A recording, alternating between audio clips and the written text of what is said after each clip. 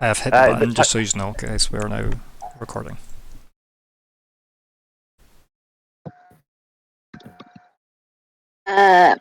First officer's log, stardate 49841.5.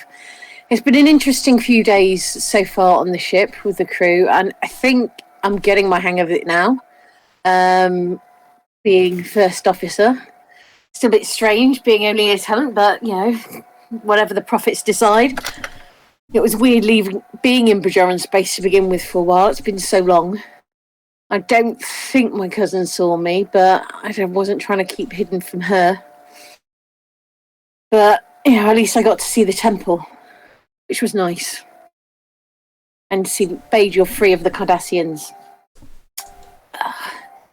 We've been asked to intercede in a dispute occurring on the lush jungle world of Hakton 7 between the Klingons, Ferengi, and the Federation colonists who have been living on the planet for the past 2 decades. The Klingons have been pressuring the Federation for a planet close to Bajoran space to better continue their paranoid searching of ships leaving the area. What they're going to find? Tribbles? With few candidates in the area, the Klingons are insisting on Hakton 7 and the displacement of the colonists. Really? We have been told that matters have been made significantly more complicated by a Ferengi exploratory party, the captain's going to be pleased with that has found a pre-warp civilization on the planet. Apparently they have found the civilization has some very interesting technology there that they want to make use of it. What a surprise.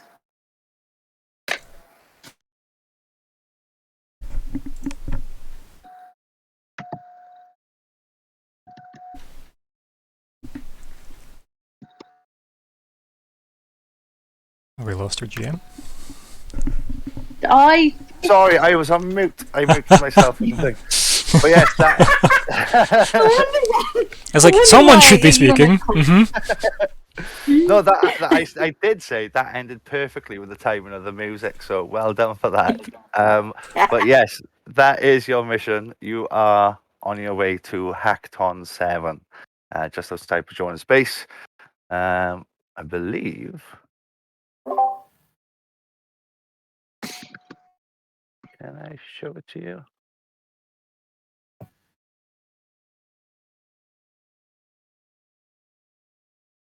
No, I can't show it to you at the moment because I can't remember where it was now. But believe me, it's a cool place. Cool, I believe you. On the galaxy map, I mean. But yeah, any questions about that then? So Klingons and Ferengi and colonists and a pre-warp civilization. This may go on for a session or two. I did hope it would. I did plan it because I knew I was going to be busy this week. So, but yeah, it could go on for a little while. It could get complicated. Did people like Kira's sassiness? I liked it. Brilliant. Good.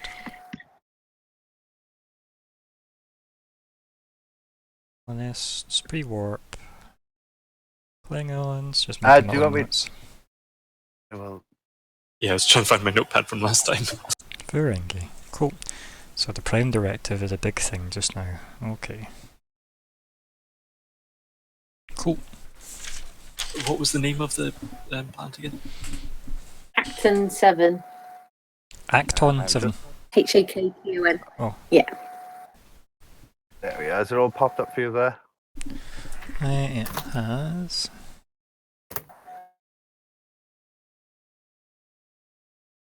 Acton 7, perfect. Acton 7.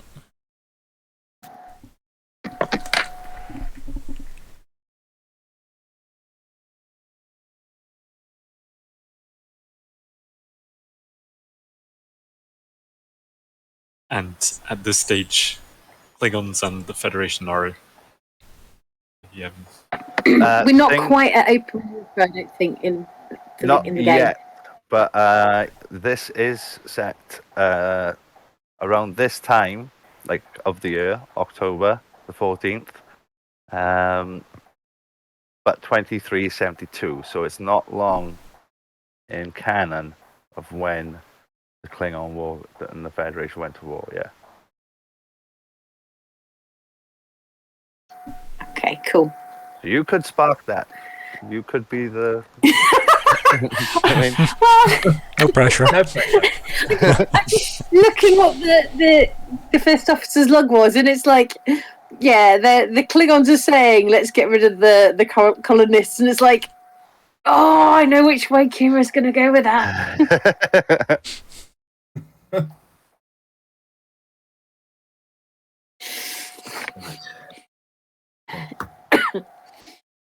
Okay, so I'm assuming Kira's on a bridge then? Yes, we can take you to the bridge now, actually. Yeah.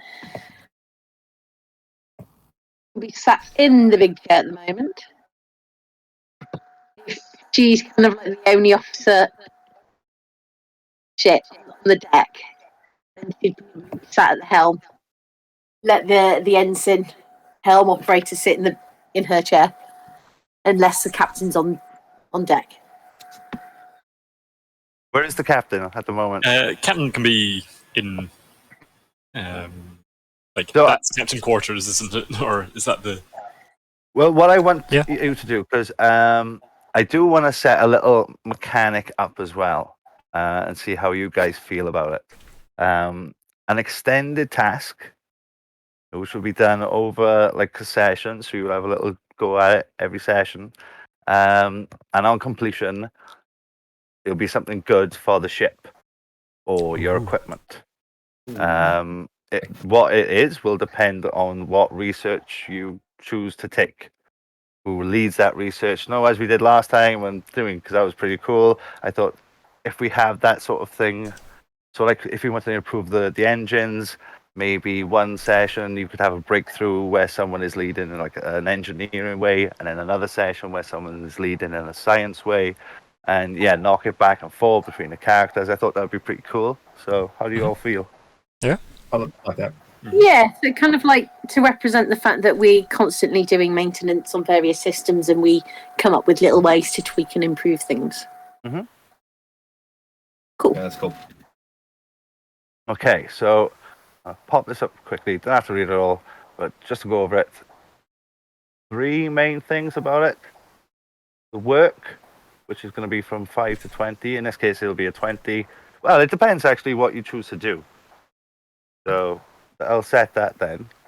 The magnitude and the resistance. The resistance can change on if I spend threat and stuff like that. But that's the general gist of it. So there'll be a target of like 20, and you guys can try and go for it every, or add your workload to it every session. So do you have options that we're going to pick from the start, or? It is completely open. Okay. So you guys can talk about that, or think about that at least while we catch up to where Captain Lethal is. You're a couple of days off, hacked on 7, probably traveling in the Maelstrom at a steady warp 8 on your way there to hacked on 7, but a couple of days off. So yeah, what are you doing on board ship? What's your day to day? I think probably at this stage trying to get a bit of a head start on finding out more about these particular Ferengi that are at Hackton, or at the colonists, or the ones that have found the pre-warp civilization in a way. Sure. Should we say you're in the captain's quarters? Yeah. On a pad, looking at what the Ferengi party are. They are an exploratory party, so that they are basically going out to either uninhabited planets or planets where there's just a few colonists, and I mean they can go to like the other side of the planet and explore for anything that they can use for monetary value. Profit. Now, Precisely. I will be a pain and say for the extended tasks, I do have a talent for that. Perfect. Yeah. I'm not seeing it in the talents list. But It's not. The ones I have in the handouts are not complete. It's Okay. only from like the PDFs that I have, and I haven't added in the division books yet. So it's basically like the core and Voyager book. Cool. I do have like what it is. Just as when I was Yeah. If you have it in a PDF and you can just simply cut the piece out, the relevant piece, and just post that in chat so everyone can see it, that'd be ideal.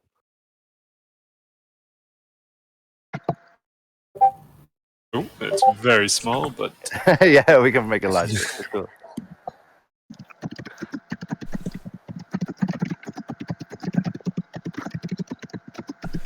so it's like it can help, but it can also hinder. So it's not something that we have to use every time. It's not a guaranteed that it will help, but just something to be Also, mindful.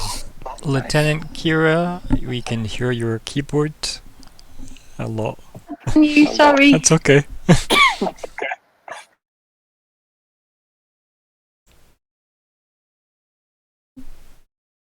So that's where Captain Lepto is, and that's what you're basically reading right now. Oh, echo. Excellent.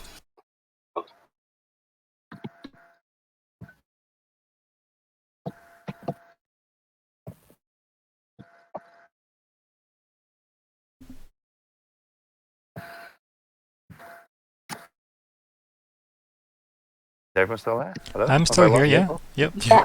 We've still just got like weird feedback from both like Kira and Shran, I think. Oh right, yeah. So if you're not talking, just mute your mic or something. That's how I always catch myself off mute, and then I'm like, "Oh, I'm sorry, I was on mute." Yeah. Like I use push to talk, which sometimes causes more problems than it solves, but it is fun to talk. So yeah, that's what basically the captain's reading. Is there anything you want to do? Are you happy to leave the captain there? It's up to you. Yeah, no, I think that's fine. After all, I know there's a rule for this. Think out loud what you're trying to do. No, I was trying to find the rules of acquisition for it. It's something always know about your customers before you meet them. We'll say then that are you happy to have called like a meeting to like discuss this with your officers, or at least discuss what ship improvements or what things they're doing and thinking about at the moment? Yeah, that is what to do. Probably have that in the conference room though. Yeah. So at your pleasure, you may head over, and I'm sure that all the officers would be there. Yeah, obviously. If I am required, I will be there. As per my. Maybe like Lieutenant Kira was at the bridge and seeing her captain head off to the conference area. Would you follow? Yep, I beckon the ensign back over. After I'm sure he kind of, or she, caught themselves in a bit of a mild fluster as the captain walked past them while they were sat in one of the big chairs. And just leave them back in control of the ship. Captain, would you say anything for that young ensign? I think it's very comfortable, isn't it, Ensign? And then just keep walking. He would. Yes, ma'am, sir. Yes, thank you. And he would just like head off to his nervously back to his station. Done a bit of a Harry Kim. Okay, so you head into the conference room. I'm sure you're all familiar with this layout.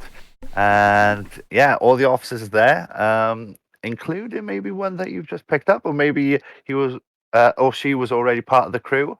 James, how are you feeling about your character? So Lieutenant Commander Shran would have just joined before this mission at the previous space station. Yeah, so we'll say that Kira's not the newest of the command crew.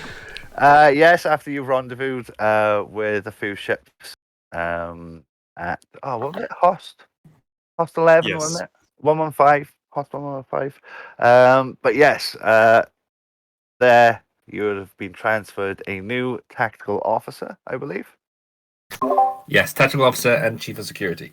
Do you wanna introduce them, show what they look like, or? Yes, so Tran is the sort of average height Andorian, say about 6 foot and a half. It's got white hair as typical, quite long blue antenna. He's got a scar that sort of runs down across his right cheek. He's definitely grizzled. You can see he's definitely seen some action somewhere along the line. He's got a pretty definite 1,000-yard stare to him. I like it. Sorry, did you say ops or Sorry, what? Tactical. Tactical. That's it. Yeah. tactical. Yeah. So right then, bear with me. So yeah, as Officer Shran enters the conference room and looks around the table, why don't you introduce each of your characters? Going down the order of command. So Captain Leptel. Are you wanting this in character or just as a quick? I think if you describe yourself in character, it'd be a bit weird. Yeah. So Captain Leptil is a Ferengi, and is a female Ferengi. That's the captain. So pretty much whatever you're thinking, just that about makes it. Cool. Lieutenant Kira. You can see sort of in the first officer's position, sort of around the table, sort of like close to the captain, is a bit of an odd looking thing. She's about right for the age of being lieutenant. However, she's clearly kind of walking around and you'll have seen her walk around the ship as the first officer. So it's a bit of a disparity that she's a junior rank kind of in her pips. As it were, and the first officer, and she is Bajoran, and so kind of like there's that little bit of Bajoran sass going on as she does stuff, and you can see that you can tell that from what's been said by other crew members that she's new to this ship, whispering about like a command fast track program. And that so you can see that she's still kind of like finding her feet in the role. Yeah. Cool. And Commander Eladin. Yeah, I think. Can you see the art on the? I can. Yeah, so that I'm a Vulcan liberated Borg. I've got the red kind of asymmetric hair, the implant in the side of my head. Slightly glowing green eyes, very faintly glowing green eyes. Other than that, about 6 foot 1, something like that. Left, is it my left arm? Yeah, my left arm is a fairly cybernetic arm as well, but it's generally kept under my kind of coat. I wear kind of like a bit like Balana's engineering coat. I wear a science version of that. Okay. As well. So yeah. That's basically what you see. You all sit down at the table. I'll let you guys take it away.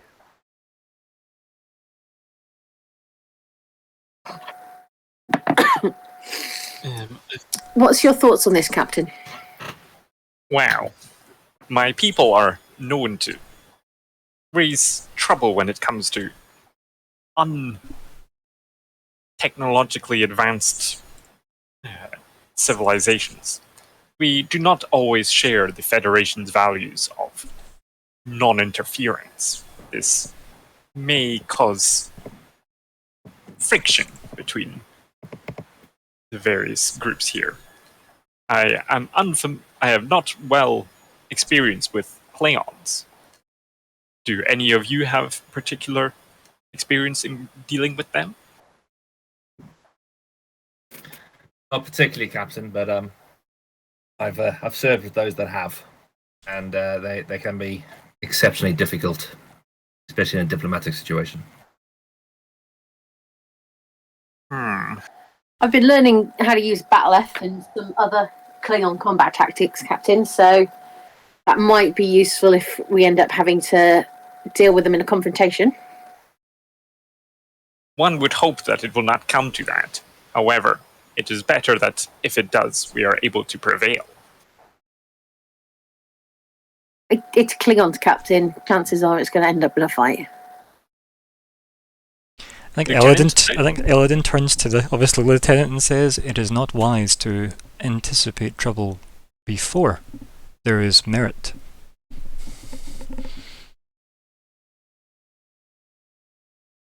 I didn't necessarily say it was going to be a bad fight. It could be.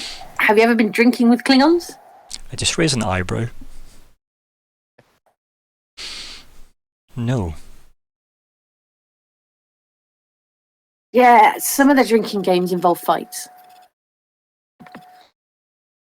So, whatever reason, there's likely to be a fight. My suggestion, Captain, would be that we make sure that we're at fully readiness when it comes to for conflict, and perhaps a few drills would not go misplaced. Make sure that we are ready to no matter what happens. I fear we may be focusing on the wrong aspects here. The Klingons are also maybe a warlike race, but we are unsure of the strength that they have here. From the little that I have seen, they are warlike, but they are not suicidal.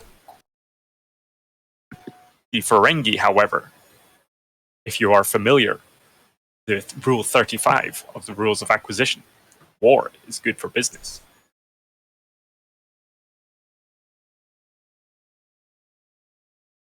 The plot thickens. Elodin does not smile like I am. We know about the native people to that planet and how much of a risk for cultural contamination is there with the colonists being present? Okay, so the colonists have been there, as you read, for 2 decades, so it is a pretty fresh colony. Somehow there is a pre-warp civilization there who has escaped detection, basically, from all scans for the past 20 years. They are living in a remote part of the jungle.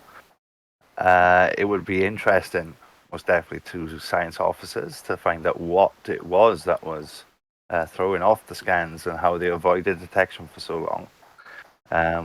The Ferengi are being awfully quiet and secretive about the technology that they have found and they want to use.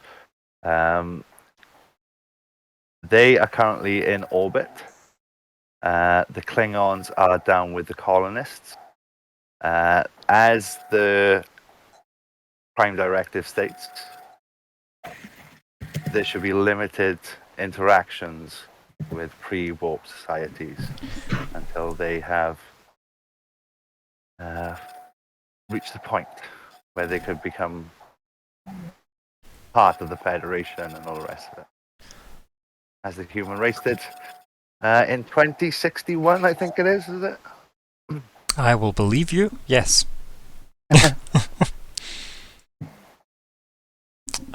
Right, so it's a Federation colony, right? That's down there. Yeah. So it's bad all around, basically. Basically, you've got to try and find a way of appeasing all sides. There may not be a right way here. It is just what you guys do at the end of the day and how everyone else reacts to it. How many people are in the colony? It's a small colony, a few hundred, maybe 1,000 tops. Do we know how big the population is of the natives? Oh, the natives? Or is that still undetermined? Yeah. It's still undetermined. The only verified things you've had are from the Ferengi themselves.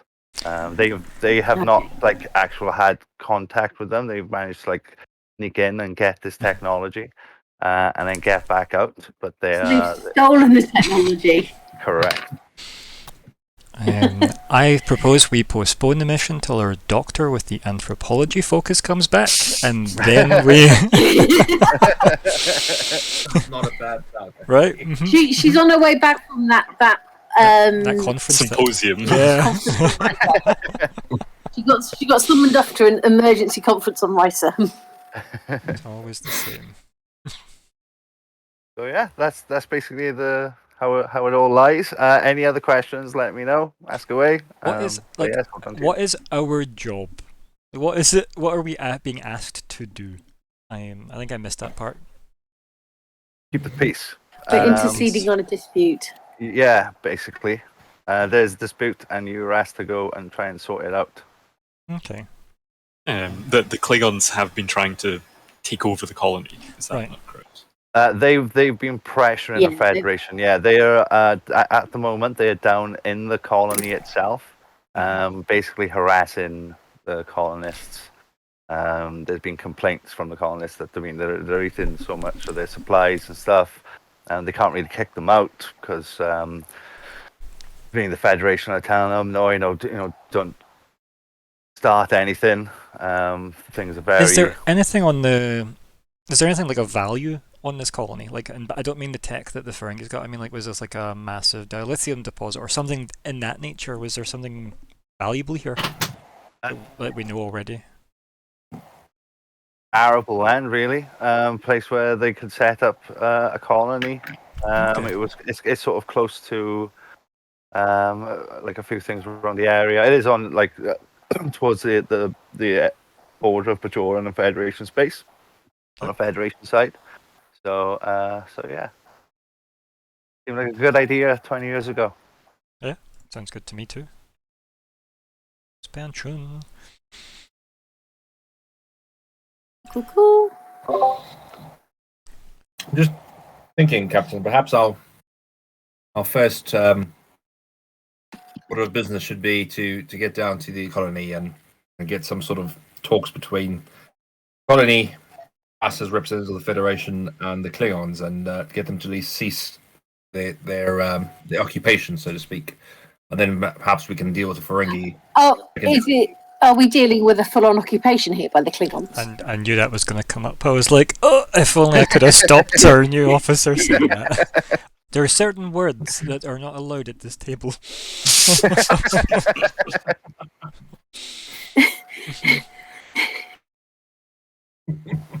Do we know if we're dealing with a full-on occupation by the Klingons, or are they just there being dicks? Oh, out of character question. No, this isn't really like an occupation. No, that was Kira asking in character. Oh, right. Cool. Nice. Sorry.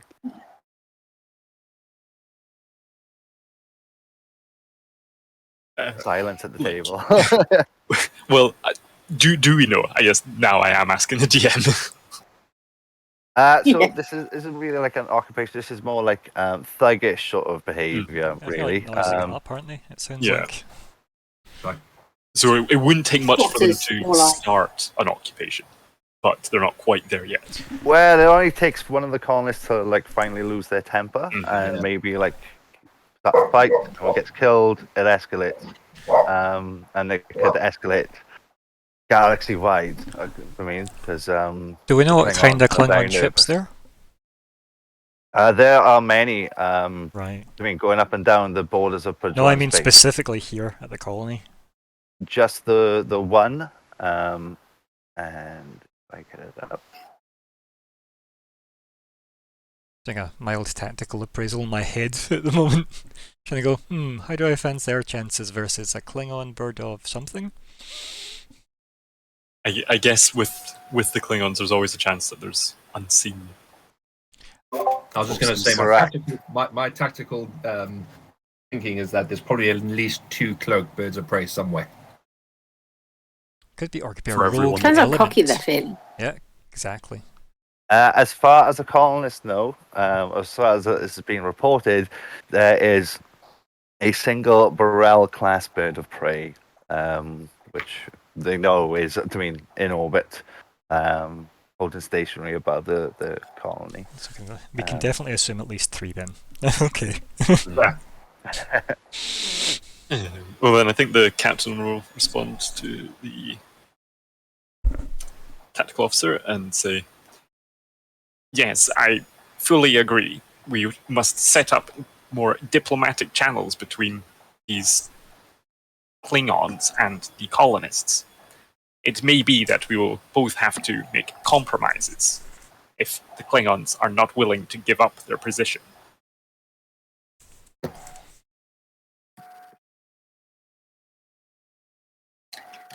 Surely, Captain, though, if the colonists ask them to leave and the Klingons don't, that's going to be an issue. We may have to find some settlement. If the Klingons are asked to leave and they refuse, that will be that will lead to difficult consequences for both the Federation and the colonists.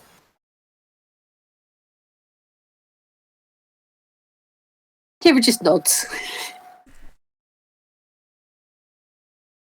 I think Ellen's just looking over all the data and trying to like ponder all the outcomes that can really result in everything we attempt to do. Because if we go in diplomatically, does that look weak to the Klingons? If we go in threatening them to move, is that maybe going to help us out? Is that maybe going to be like a more efficient approach? It's quite a tricky one. And never mind the wild card of the Ferengi, which I'm trusting in our wild card, Captain Leptal. This is why I And thought then this would be there's such a the juicy mission because it's so many points. Like Plus, they're all like. Me and the captain have trained in our downtime for this type of mission, Mhm. right? Mhm. Diplomath is this exact game. So, its compromise is the best outcome for everybody, where everybody's miserable. This is the game we play. Okay. And then there's the Bajoran in the room. Yep. Mhm. You said, what occupation? Her collaborator senses are tingling. Okay. Oh god. My tactical yeah, advice just would be think about that we all the- prepare. 2 seconds, what was that? Sorry, you were saying, Fran? My tactical advice would be that we run some drills beforehand on our way there to make sure that we're fully prepared in case of a Klingon ambush, but also be start setting up some sort of conference. Just nod at that. I believe the humans would say, speak softly, but carry large wooden stick. I just turn to you and say, Captain, and raise an eyebrow. There's no humans here in the room, sir. I know. Human philosophy of ancient Earth that when engaging in diplomacy, that having a position of strength is of benefit, but do not go in loud and brashly. Uh-huh. Captain, is your Interesting intention to idea, blame sir. the human philosophy if our mission fails here? If that is of I like that. convenience. I think I just sigh quietly to myself at that, like, oh. However, I am hopeful that your understanding of logic will be of great value to us today. Just nod again. Captain, I think it might be useful to use some of the time between now and arriving to run some of the helmsmen through some evasive maneuver tactics. I agree. As Just in case. as Lieutenant Commander Shran had indicated, some more serious shakedown of the ship and its for the newer crew is likely of great benefit.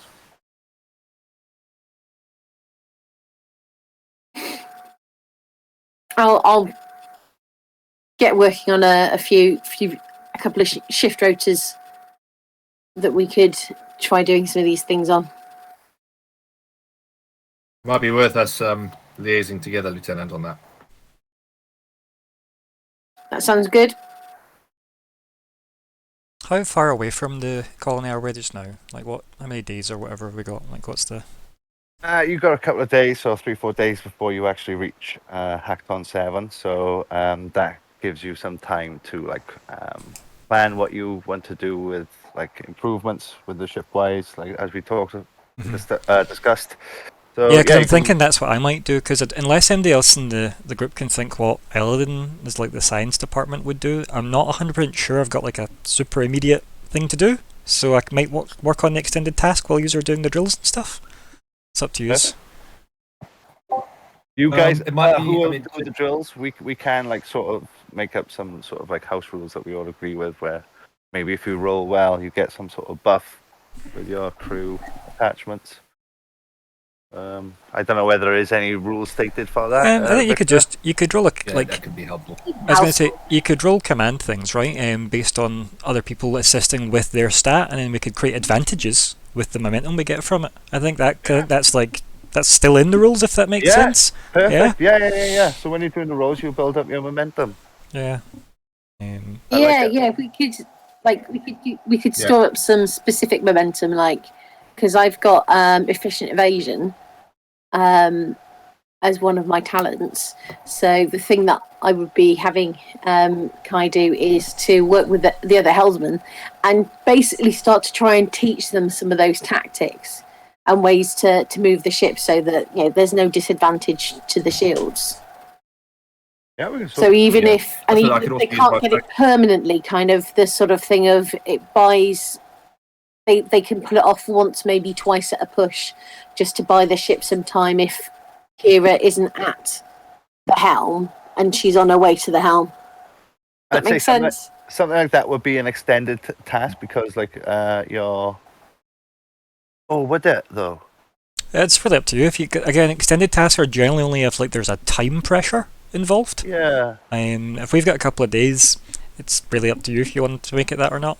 I don't think it would need to be if the drills weren't under pressure. I think if we were trying to say refit the shields before we hit orbit and then we're going to go into a combat scenario, that implies that if we don't get it done by the time we hit there, then that would make sense for an extended task because there's a time pressure. Okay. It's basically just her teaching them a couple of specific evasive maneuvers that, in principle, if they pull them off correctly, should stop the ship from being caught short if someone else other than her is flying it when it's in combat. If that makes sense. Just kind of slightly upskill them is what she's attempting to do, but obviously it's a learning process, so they wouldn't get it right all the time. We can have a look at it as we progress. And so for specific roles, you can say, right, so we'll get one here for this. So when this happens, X can happen instead because I've trained the crew for that specific thing. But I'm cool with that. Yeah, I mean, whether or not it actually kind of happens as a mechanic or anything, or just kind of basically sort of bank a couple of successful rolls from Kira. To effectively account for the fact that she's taught someone enough that they've pulled it off once or twice, but they can't always pull it off. It's just kind of do you get what I mean? I think so. Yeah, I think so. But that's cool. That's cool. So we have the tactical and first officer who are training the crew. Elodin is going to be planning something for the ship. So that leaves the captain. What does the captain tend to do in this time? Are you going to assist Elodin with your talent or something else entirely? I think it probably makes more sense to try and assist the crew. They're perfect. Yeah, you're going to be helping the lieutenant and the. What is your rank? Sorry, what is the tactical officer? What is your rank? Lieutenant Commander. Lieutenant Commander, yeah. Very good. So yes, the captain will be assisting the lieutenant and lieutenant commander. So that just leaves Aladdin. So what are you planning? I feel like the best way forward for our ship is to edge our bets and I don't know, I'm interested in either improving shields or improving sensors, because we either need to look for cloak chips or we're going to be defending from potentially cloak chips, and I don't really mind what direction we go for, but one of those I think's This can be like a total like out of character discussion between you all. Yeah. I was going to say to go for sensors. Because our ship's got good sensors anyway, right? We do have like probably the best sensors on a starship, which is good. In terms of, we actually have like a talent on our ship that gives us, you know, a better chance of success on that. So they are good, but obviously But what about improving them. extra good? Exactly, especially if we're trying to find the people to avoid. You know, not only Klingons, but the what do you call it, the pre-warp people. It's not the worst. So that sound good to everybody, as opposed to shields. Because when we blow up and I escape in my escape shuttle, you just won't hate me that we didn't make the shields a priority, okay? I want to, said now. I'm fine with that. Cool. That sounds good to me. So I'm gonna try and improve the sensors, like I guess sensitivity or like spectrum or whatever, so we can try and like just improve their resolution. There we go. That was a sciencey term. Okay, right then. So, as ever, I lean on you guys for a bit of the mechanics.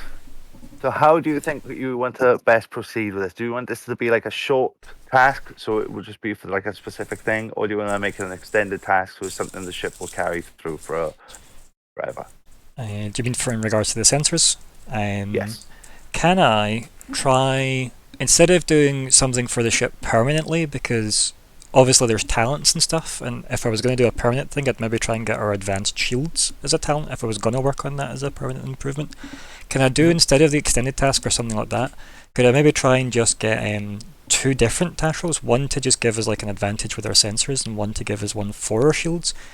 I'll do 2 separate roles, if I've got the time to do that, because I do have a science team, right? Yes, you do. And as I said, like you got like 4 days before you get to come in within like contact range. Well, you're in contact range on.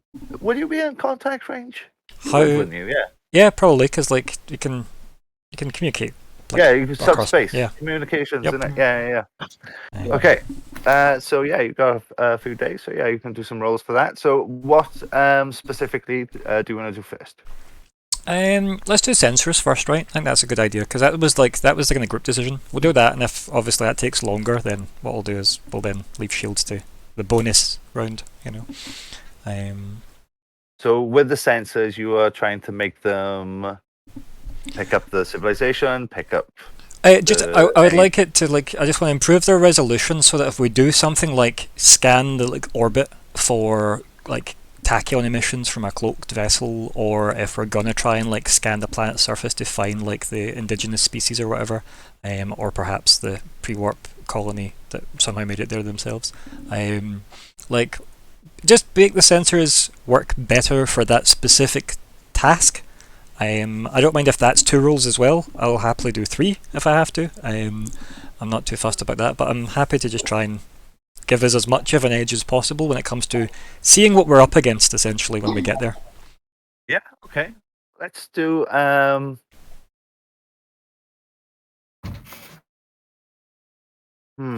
yeah, how do you want to play it though? I'm thinking like a difficulty 2 task role. Okay, yeah, okay.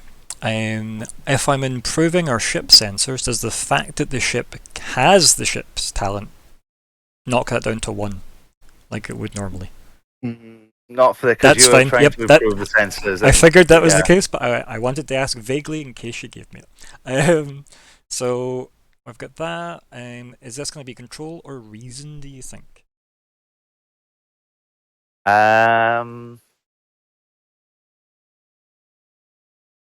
I would say either. Yeah, you can choose. Yeah, I'll do control, because I kind of, as I said, I have an idea of what I want to achieve, so it's not like I'm trying to... It would be the science though, yeah. Yep, perfect, thank you. So I'll do a control and science, difficulty 2. No, not in this, unless you give me computers. But I don't have a sensors focus yet. One day. Yeah, no. That's okay. Okay. That's okay. And complication range. I can't see anything really bad going wrong here. So complication range 1. I like the confidence. And 2 seconds. What I need to do then is we have 0 momentum at the moment. Is that correct? Correct. Okay. What I'm going to do then is, if it's a difficulty 2, I want to give you a threat so I can buy myself a dice. Certainly. Okay. Let me just very, very quickly double check my talents because I'm pretty sure I get some extra stuff myself. Okay, that's fine there. That's fine there. So my technical expertise says whenever you attempt a task with the ship's computers or sensors, I get to reroll a d20. Does that count? Because I am using the ship sensors to fix it, even if I'm not using the sensors to do the thing. Does that make sense? I would say yes, that does count, yes. Perfect, thank you. Perfect, that means I'm working with that as well. Okay, so my direct neural interface gives me an additional one. So I've got 4 dice and a reroll. Hopefully this gives us loads of momentum. Here we go, folks. And bam. I'll take it. Mm-hmm. Nice. Hey, so two. So as Aladdin spends a day or two fiddling around with the ship sensors, every now and then you'll see his head stuck in one of the panels going around the ship. But eventually, yeah, he pulls it off. In that time, what are the rest of you guys doing with your crewmen? Are you working together? Are you working apart? How are you going to play this? See, before we move past this, the results of this roll, by the way, guys, we have 2 momentum there. Do you want me to spend that to create an advantage to make it even easier than the tweaks I've put in place? Or do you want to save the 2 for something else?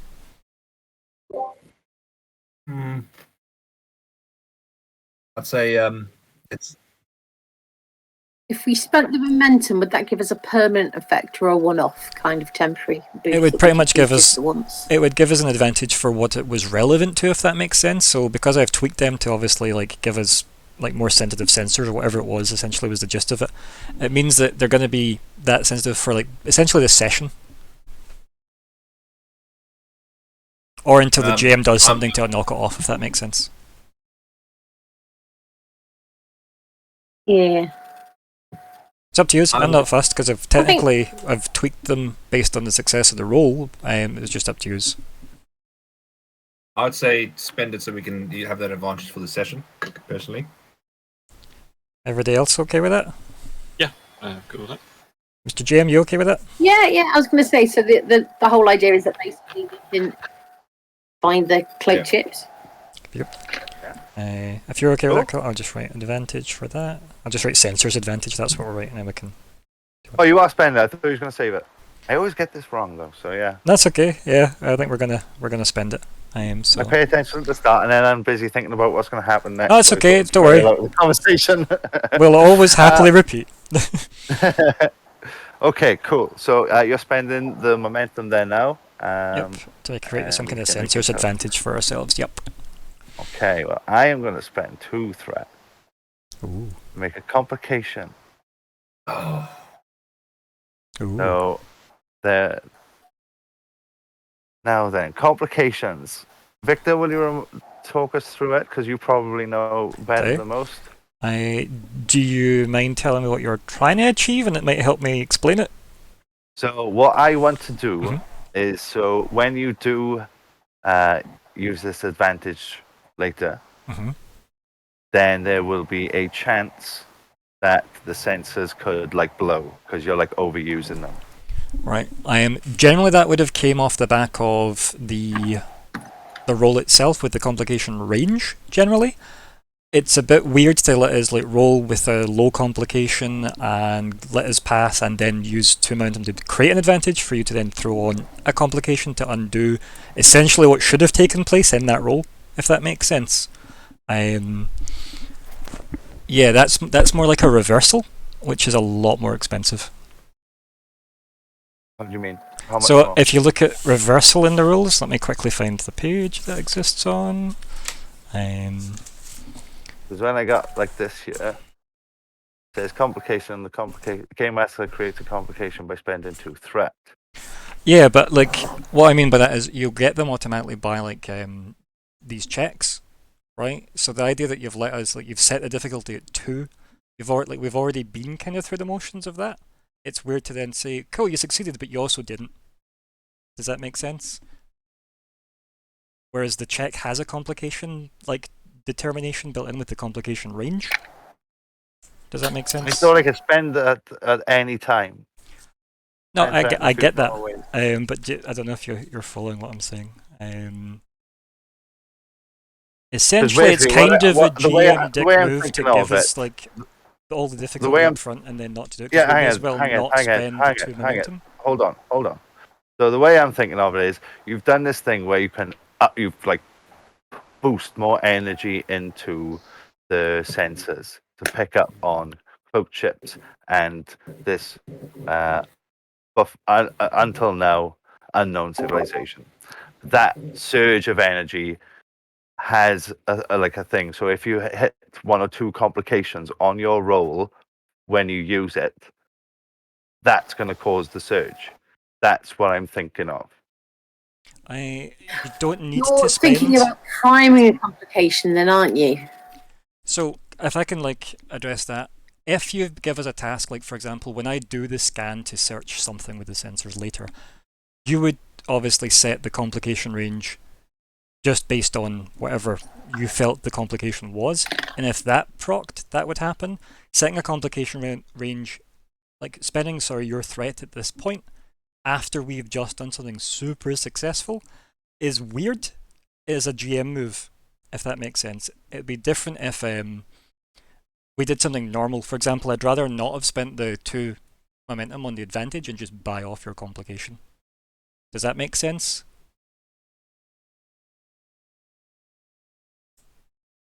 No, because I only put the complication in because you have the advantage. But Then why let us? I'm just going as to I say, say, just to keep things moving, that's the way it's going to go. Okay, And, well- like we can discuss it later then, like tomorrow or something. Sure. Cool. Okay, so yeah, you guys are training up the crew. So how are you guys approaching that? I think, Kira would work with the new tactical officer to basically set up some some simulations in the holodeck, and basically Kobayashi Maru them a little bit. Nice. She'd also sort of spend some time one-to-one with them, going through some basic flight tactics and techniques, and so she does that and then preps them for a bit of a harrowing session in the holodeck. Cool. Okay, so do you want to make a roll here then? And you can use your command. With either fitness or presence. Because I'm taking it you're I'll go going with through it all through all the trials with them. Yeah. So yeah, we'll set it at a difficulty 2, complication range 1. Do you have any focuses you can use for this? Tactics and helm control.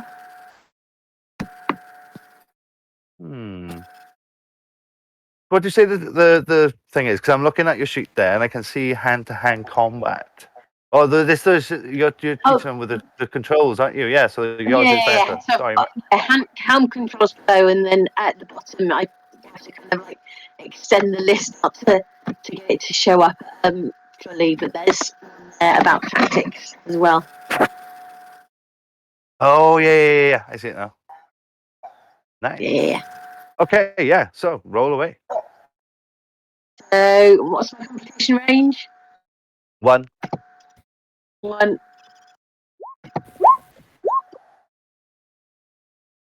0, 0. Okay, is there? There's not a lot there that can be helped. Like the ship can't help up there or anything. So unfortunately, like you training them up, but She's the first officer. at the That's end what it is. She's they're just like buckled over, like to me panting, really like out of it. You feel like you've pushed them a bit, maybe a little bit too far. Maybe your eagerness was just a little bit. These are humans, not the Durans. He overcooked it. Lieutenant, are we really going to have to do all this again? Well, it depends whether or not you want to survive a fight with the Klingons. Well, we will always follow orders. Well, if you want us to do it again, we will. Yeah, have a rest. We'll do this tomorrow. I think at that, can the captain come in? Yeah. So, if I've understood this wrong, my talent basically allows us to reduce like intervals that the players have taken by one. Now, does that sort of mean it's like you're able to do more in a shorter amount of time? So That's you're for an potentially extended saying task. that could give a reroll potentially. No, no. And this an extended task? Sorry. This isn't an extended task. But is it under time pressure? Go on, I'll give it to you. Yeah, okay, we can bend the rules. Yeah, I like it. It was an activity under It's going to time be under pressure. time pressure while they're doing it. Let's say this then. For good RP, yeah. So you've come across this captain. What does the captain do to inspire? You can do a roll for it as well, but yeah, RP it. Yeah, I think the captain would say to probably let the lieutenant sort of as she's leaving, then come up to the ensign and just sort of say.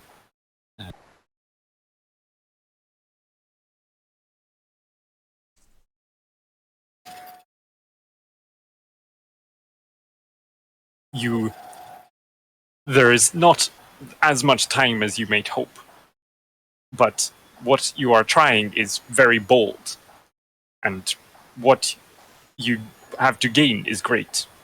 The lieutenant is very effective and well versed in these tactics and strategy. You would do very well to listen to their expertise, although they can sometimes tend to walk the riskier of road, but as the 60-second rule of acquisition, the riskier the road, the greater the profit. So as you like started talking, they all like try their best to stand up straight and like give a salute. Yes, Captain, we'll try much harder. One of them looks at the other. Rules of acquisition? Shut up. So would I do a control command difficulty 3, and would that just sort of reduce the amount, or give them more time, or mean that it's taken less time, or something like that? I am going to say insight or presence. So it specifies control Oh, command. does it? My mistake then. Yes. Oh, right. Yeah, because it's your actual rule. Yeah. It's my like top level command talent. Yeah, you fire away, brother. It was the actual time management. I was thinking of the inspiration. So that's difficulty 3, yes. So does that mean task roll? Complication range 3? No. The complication range, it says, is just set by the GM based on like what he can like foresee is going like badly wrong. So no, just one. And what is actually the task roll? Is that 1 as well? The task roll is the difficulty, so that's 3. I see. Yeah. Do you have a focus? Because you can tick the focus if you do. Well, focus on leadership. Yeah.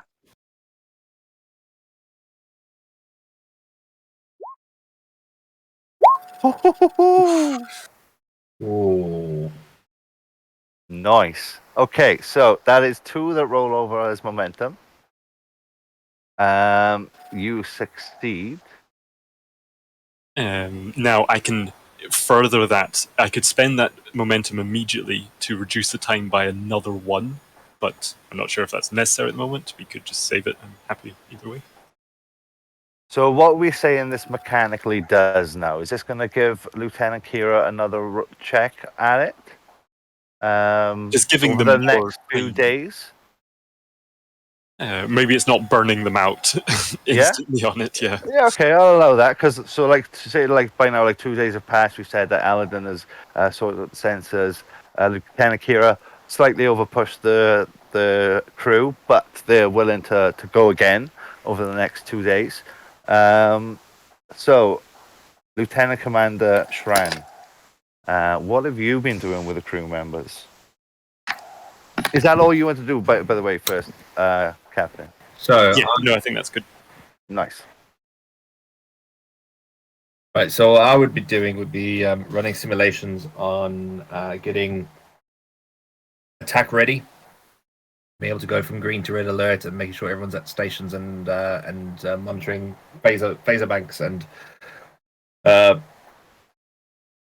laying down perhaps tactical movements. Okay, so we can say something like, if we do good here, maybe, like, I mean, I'm looking for, like, Victor to help out here as well. As a sort of advantage, like, maybe the first time you go into red alert, you have, like, some sort of advantage, or maybe something else. I don't know. What are you guys thinking? Yeah. What would Yeah, that? yeah, exactly. Yeah, so that we can. That's sort of what I'm thinking. So we get an advantage on our first going to red alert first, so that we have a faster response time. Everyone cool with that? Yeah, sounds good to me. Yeah. Wicked. Okay, so yeah, you've run them all up on the bridge, making sure they're all getting to their positions, and also down in engineering and all over the vital parts of the ship. Roll away. So what can we say? We can say that would be a presence would be one of them. Insight and security, or control and security. Yeah, it allows. Yeah. Do that. Yeah. Control and security. Okay, and I've got ship engagement tactics. Yes, I would allow that. Yep. As a focus. So, We'll set the difficulty as a 2 again. Complication range 1. 1. All right. Go. Okay, so you did have 1 success. Victor, is there any way that the ship could help out here? If you were using the ship, yeah, it'll help. Yeah, because I mean, this is all by the red alert stuff and Yeah. working with the ship. So yeah, the I ship imagine can it's roll. a ship-wide drill. Yeah. So the ship can make a roll as well, and it will be Okay, added so- to it. Captain, do you want to do that for us? Or nearly your ship sheet roller? Ship sheet roller. Yeah, I know, right? I got it there. I did it. That we is think tongue twister of the night. Do you think communication for that? Because it's sort of trying to like get everyone working together, or That'd be weapons, right? Because it's for the weapon system, is it not?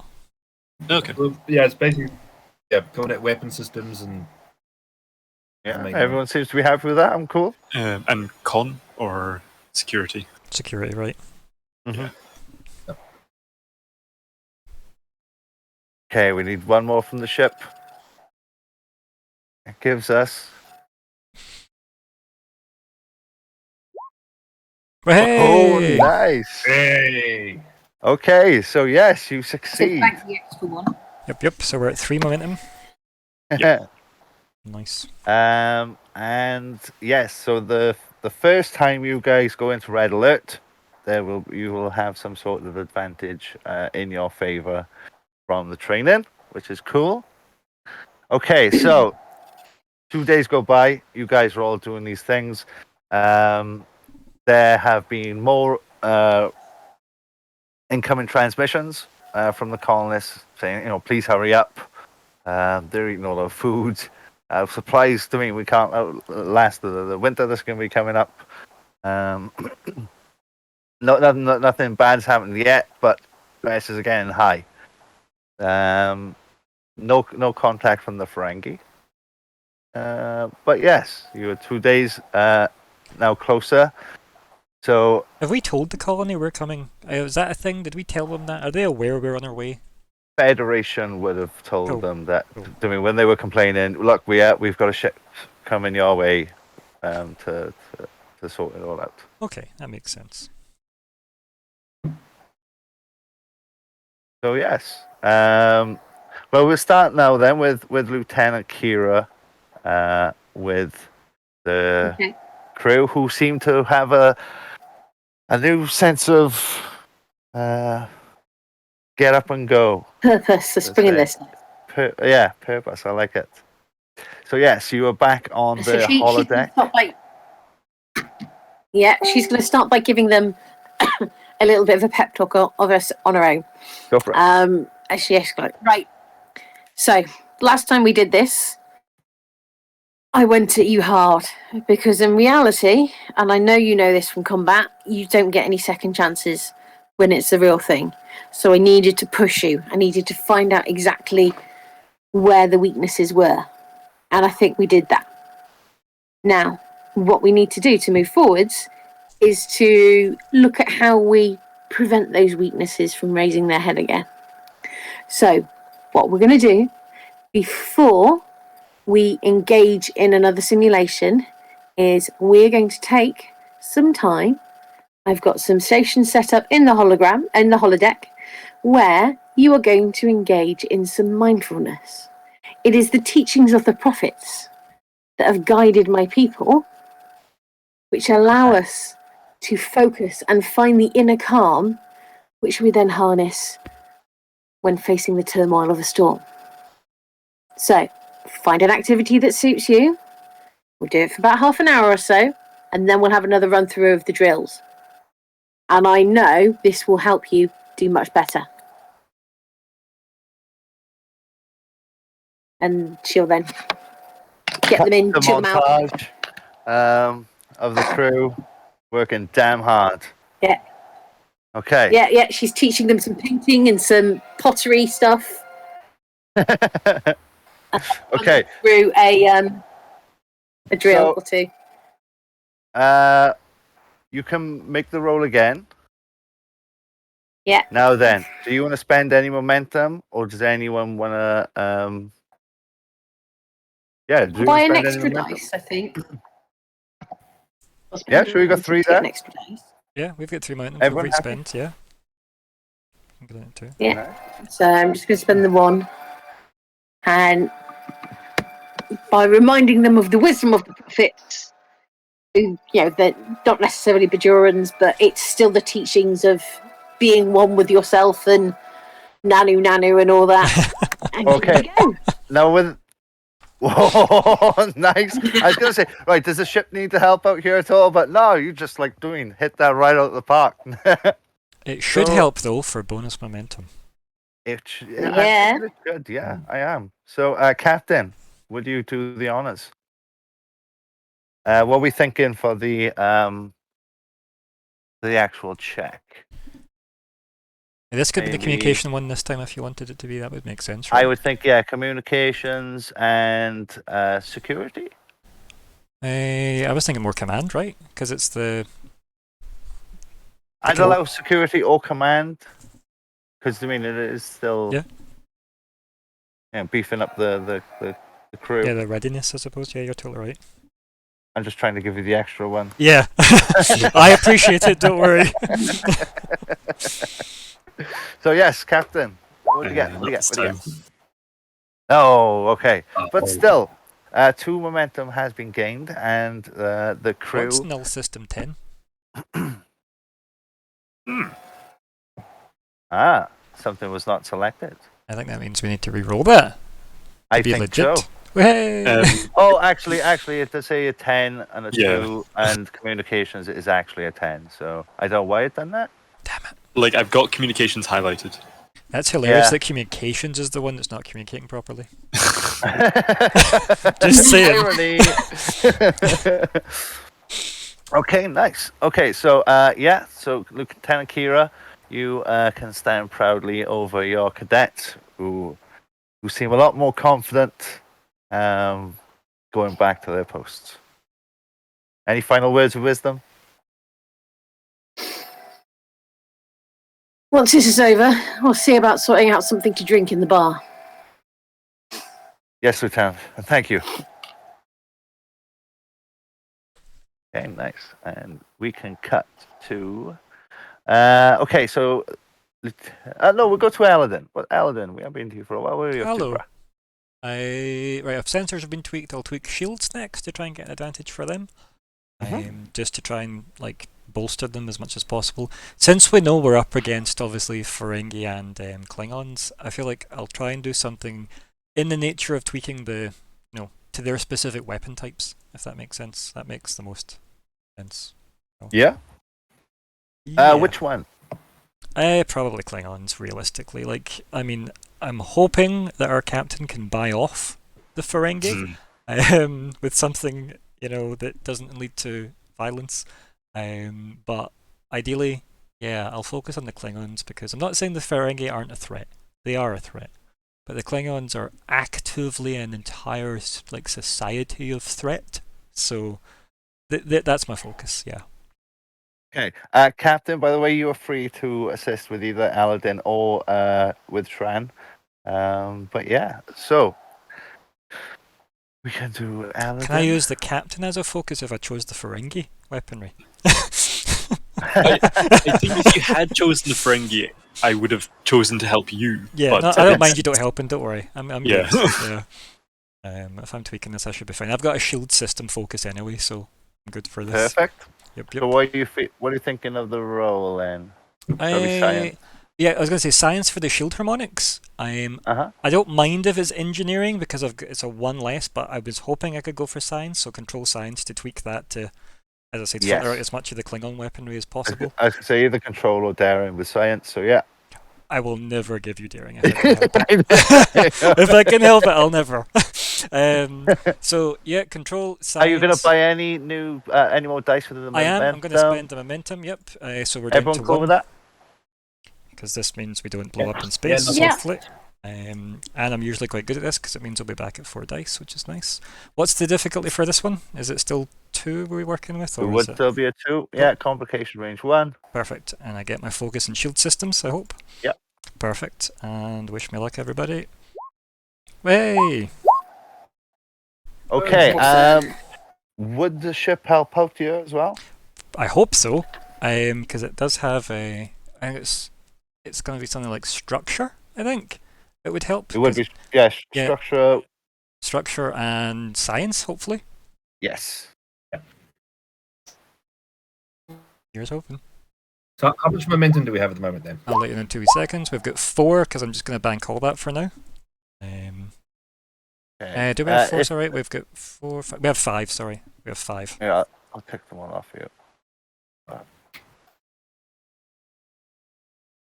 Because that was difficulty 2. That got us an extra 4, and then we already had 1 left over. So yeah, 5 total. Cool. Thank you. Okay. Excellent. So yes, once again, the only time we really see Commander Aladdin would be in the mess hall, maybe. Would they? Would they see in the mess hall? No, I actually take my meals in the... There's windows that look out the back of the shuttle bay on the Intrepid. Yes. I take all my At the meals bottom of the there. ship? Yeah. I spend a lot of time in the shuttle bay on my off time. Nice. Yeah, I am also very familiar with the ship. I built the ship, Awesome. life-size model in Minecraft. So yeah, Amazing. I'm... That's so cool. Okay, How long did that take you? forever. Like the first time I did it, I messed up because I tried to build it coming from 2 directions, so like the bottom of the ship and the top, and sort of like meet in the middle, and they didn't line up, so I had to start all over again. But yeah, I mean, it's when you see it though, and it's all like. What this says is you're going to send us screenshots in our Discord at some point. That's what you're going to do after the game. Perfect. Yes. There will So we be can nerd eventually, out about it. Okay, so you are at the back of the ship. At the bottom, there's the little sitting area near the shuttle bay, and that is the only place where you would encounter Commander Eladin, other than wherever he would be potting around with the shields. Did you switch my oh, token, by the way? Because it looks like you've I changed beg. it. Say again? Did you switch my token, or does it do it automatically? Oh, I haven't probably I haven't saved your token. The old one was it's fine. Yeah, it's I like that one. here. That's the one I want. Yeah. Well, It's just when I drag and drop myself on, it changes it to the new art. I don't want it to be to that. I want it to stay at this one just now. There we go. It's done for you. Perfect. Thank you very much. I bring you back over. So anytime you try it now, so drag it out. No worries. Hopefully, Bang. I'll be there until further Yeah. notice. As far away from the crew as possible, because telepathy isn't always a fun thing. So that would leave Captain Leptel and Commander Shran. Oh, Lieutenant Commander Shran. So first of all, Lieutenant Commander, what have you been doing with your time now? Are you still working with the troops, with the crew, or? Yeah, I'll be working with the crew, and then spending my own time familiarizing myself with the tactical station. Cool. So what are you planning on doing this time around with them? This time around would be evasive. Not evasive. Evasive maneuvers. Evasive maneuvers, but for onboard combat. So if we were to be boarded by the Klingons, how to be able to do a tactical retreat from deck to deck. Oh, so for boarding action. Yeah. Okay. So whenever if you get boarded at any time, there will be some sort of advantage there from the crew. Yeah, exactly. Okay. So as you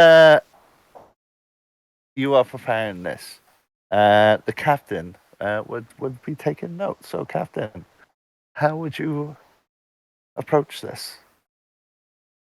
Yeah, Cautiously is my recommendation. So, I do have to have a talent that is not useful for practicing necessarily, but it's not one that we would use at this stage. But it's something that if it happened in the real world, or if they actually did, I would use this talent. So, what is the talent? Crisis management, actually.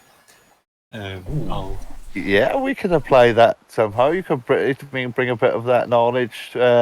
I think it's more just it gives a good reason that the captain would be helping this. Like mechanically, I don't know I don't think it would make any difference, but it's just more of the reason behind it of helping. Sure. And would you give that as like advice to the lieutenant commander, or would you try and be there with it when you're doing the training to give the experience to the actual crew yourself? Yeah, I think I would let the lieutenant commander sort of be in charge of it, and then just sort of directing some of the small teams when they're doing their sort of drills, and trying to just give them a few sort of pointers on sort of squad tactic type things. Cool. Nice. Then I've got my focus security systems. In this instance, would be able to lock down deck by deck, and be able to maneuver the squads through those decks efficiently. Yeah. Yep.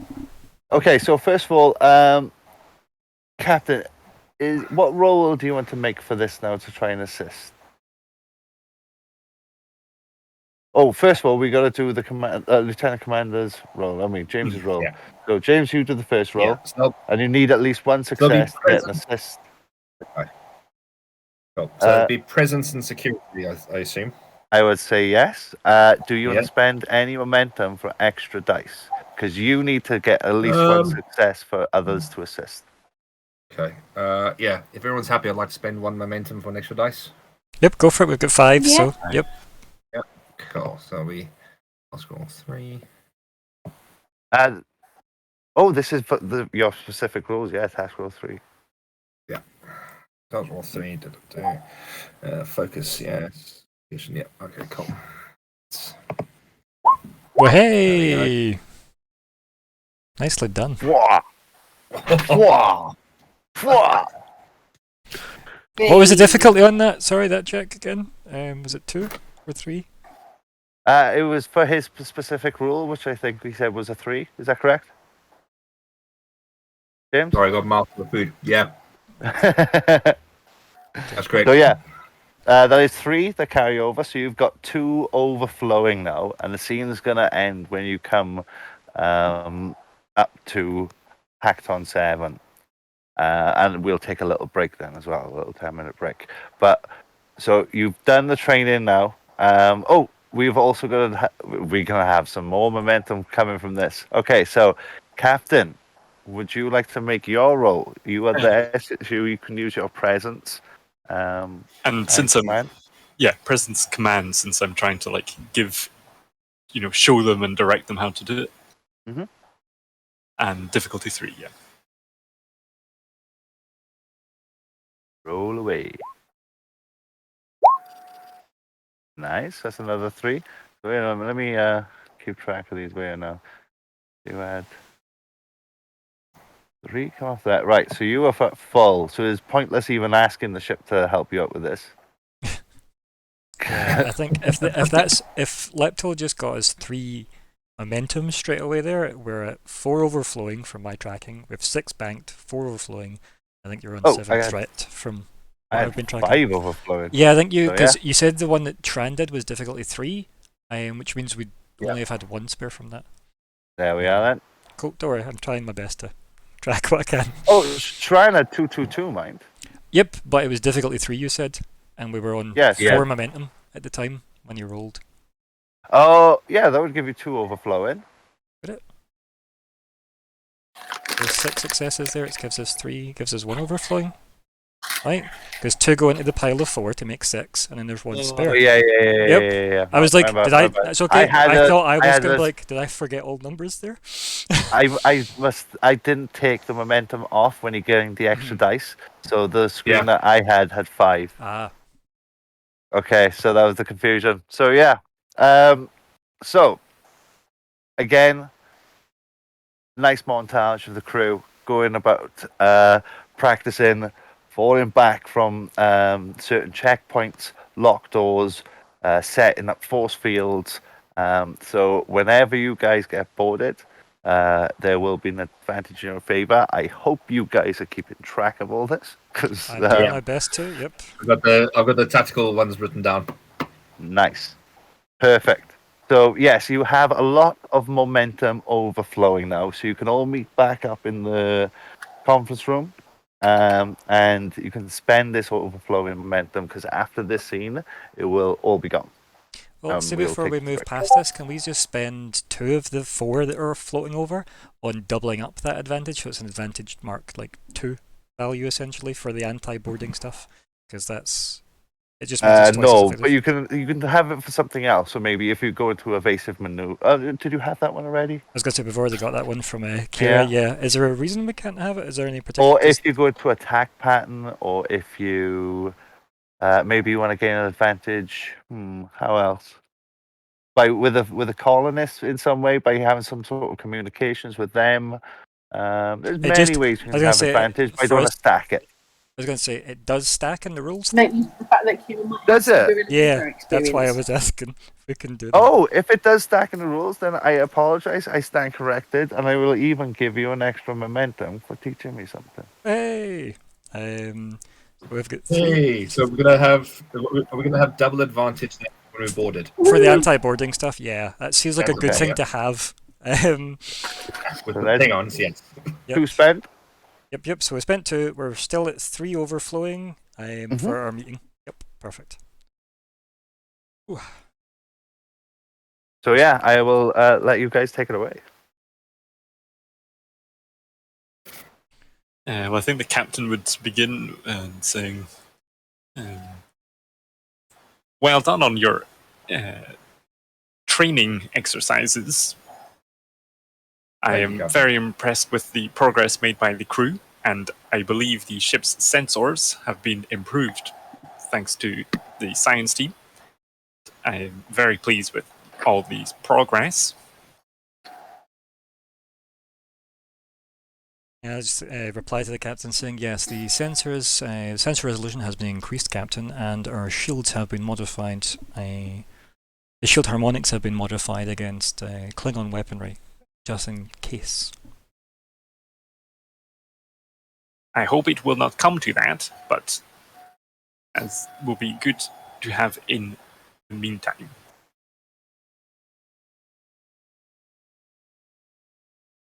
The helmsman and the tactical officers, the different shifts of bridge crew, all seem to have a little bit of a better spark on working together, and I reckon one or two of them, the helmsman might actually be able to pull off a few of the tricks that I tried teaching them.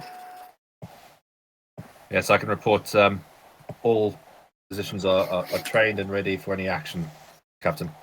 Whether that be when we're boarded or if we need to go into attack patterns.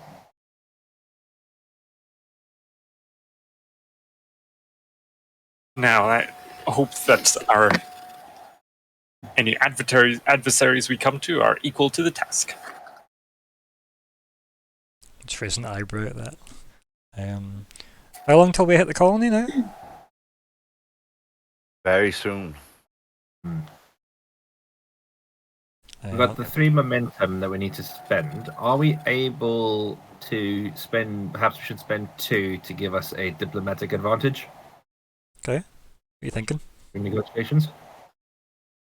Wow, that's the thing. I want to think about how we. We do have a Ferengi captain. Yes. So that could be it. We could just spend it on that alone. Yeah, that might be good. Yeah, for interactions with the Ferengi. But also, isn't there an issue though with our captain being a Ferengi female?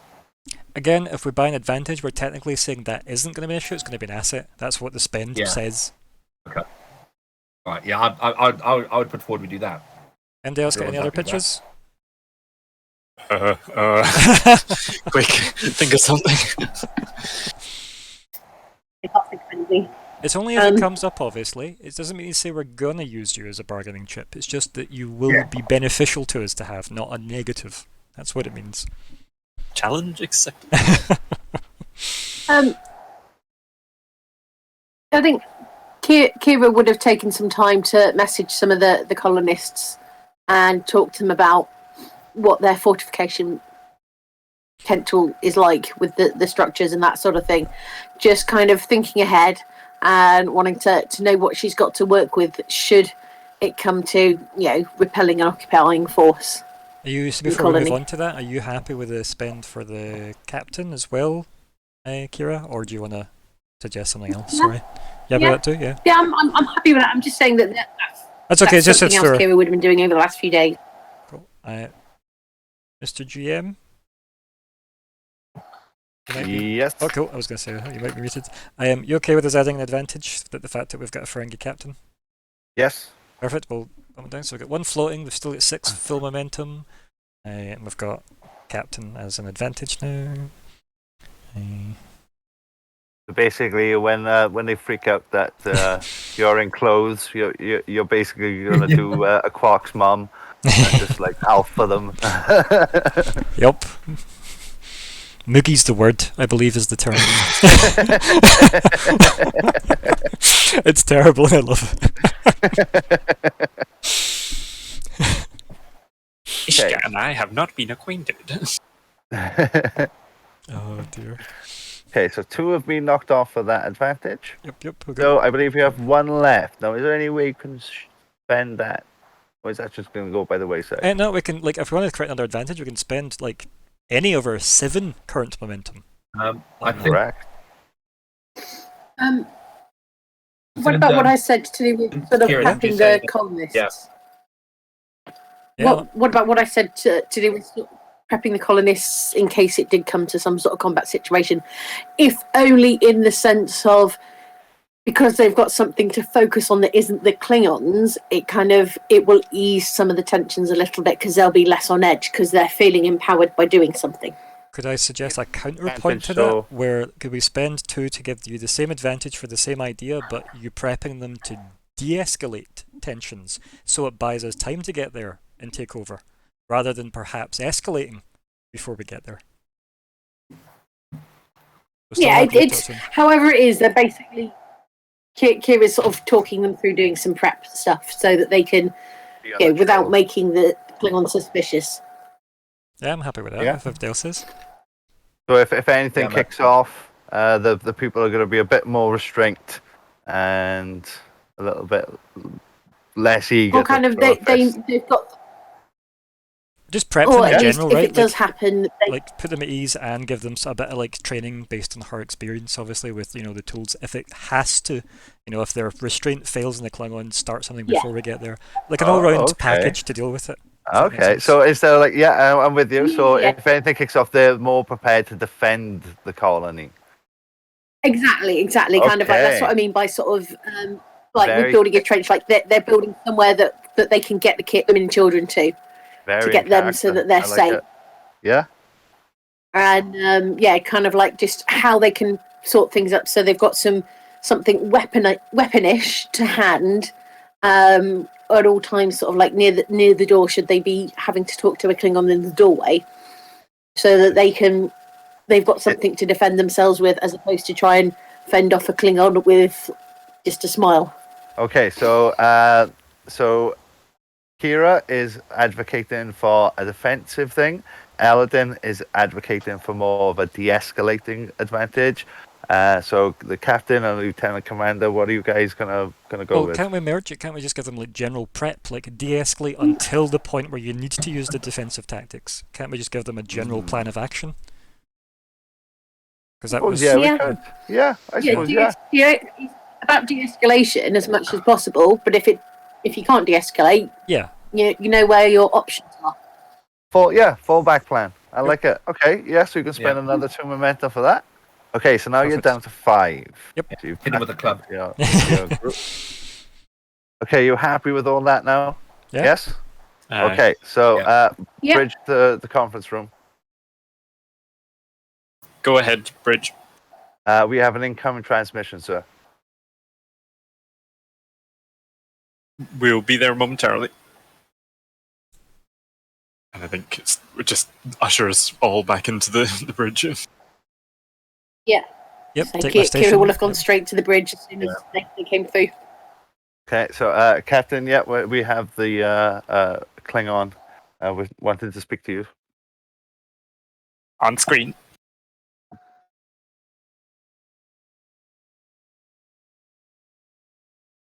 Federation ship. Your presence is not wanted here. Unless you are here to evacuate your colonists. Klingon vessel, identify yourself. This is This- the bird of prey, Atach. I am Captain Garg.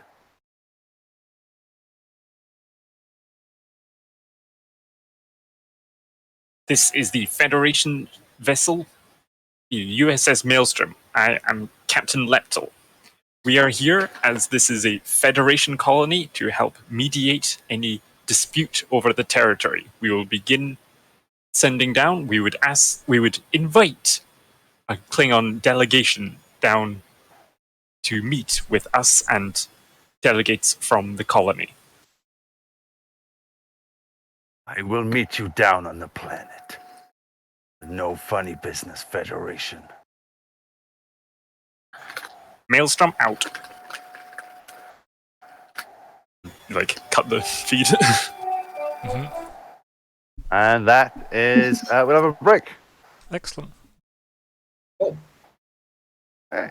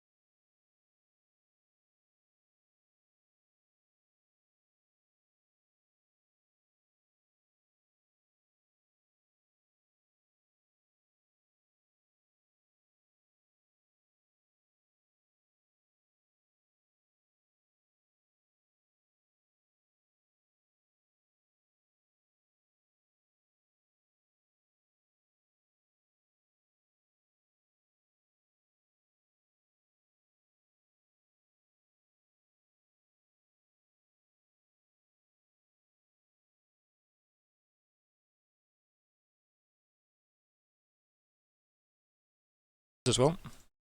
We're now unmuted. Nice.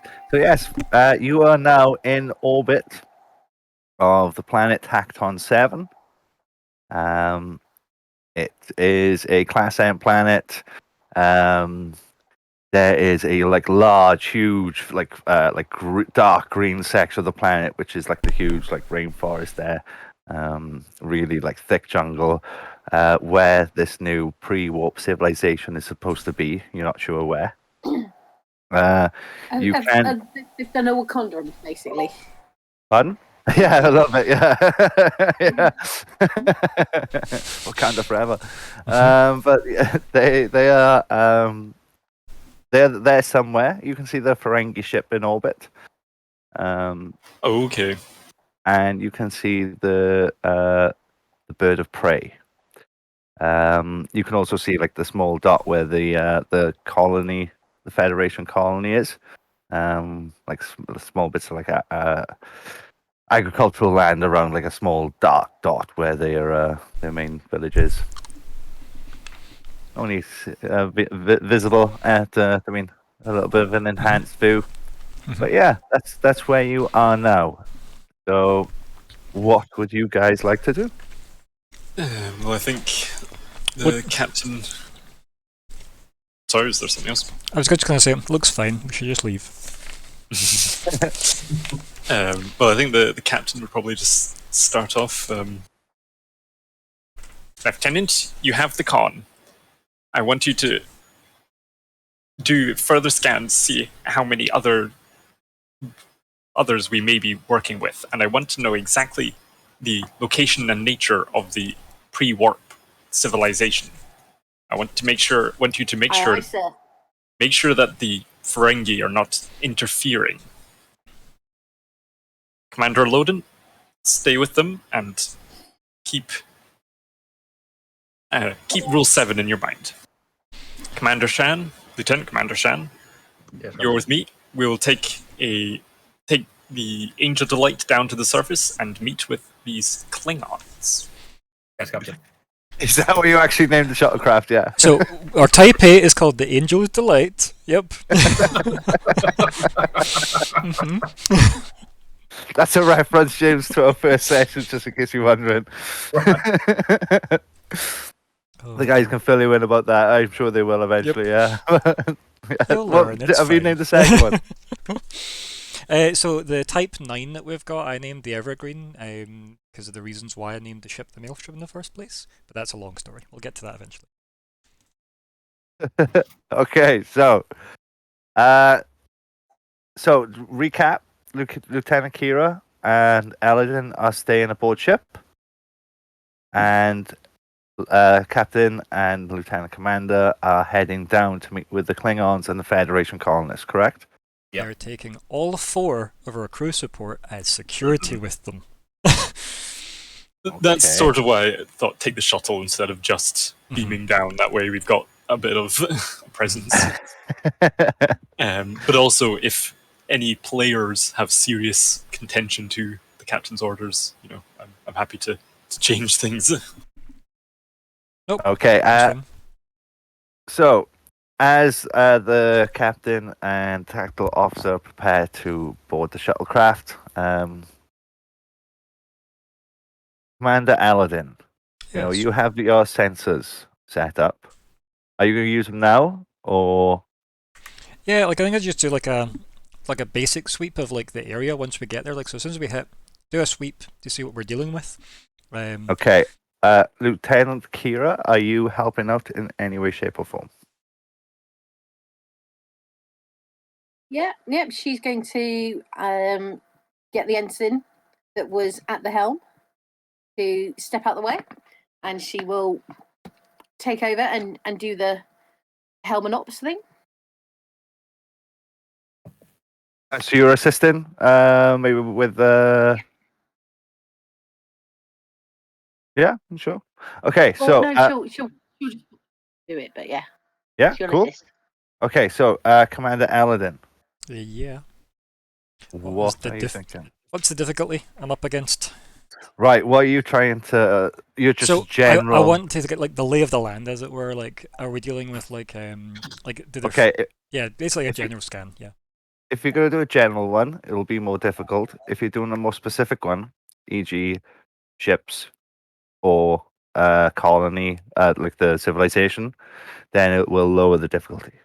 Okay. Well, I suppose the captain did ask to know like exactly what we're dealing with, so I'm going to try and get as much as I can about the colony and like how close the other like the pre-warp people are and things. So if I can try and get like an area of like where the colony is in regards to the pre-warp, that is maybe like because the captain asked for that info, I suppose. So I'll go for Okay, that. so that would be a difficulty 3. Right, difficulty 3. Are you going to spend any momentum for extra dice?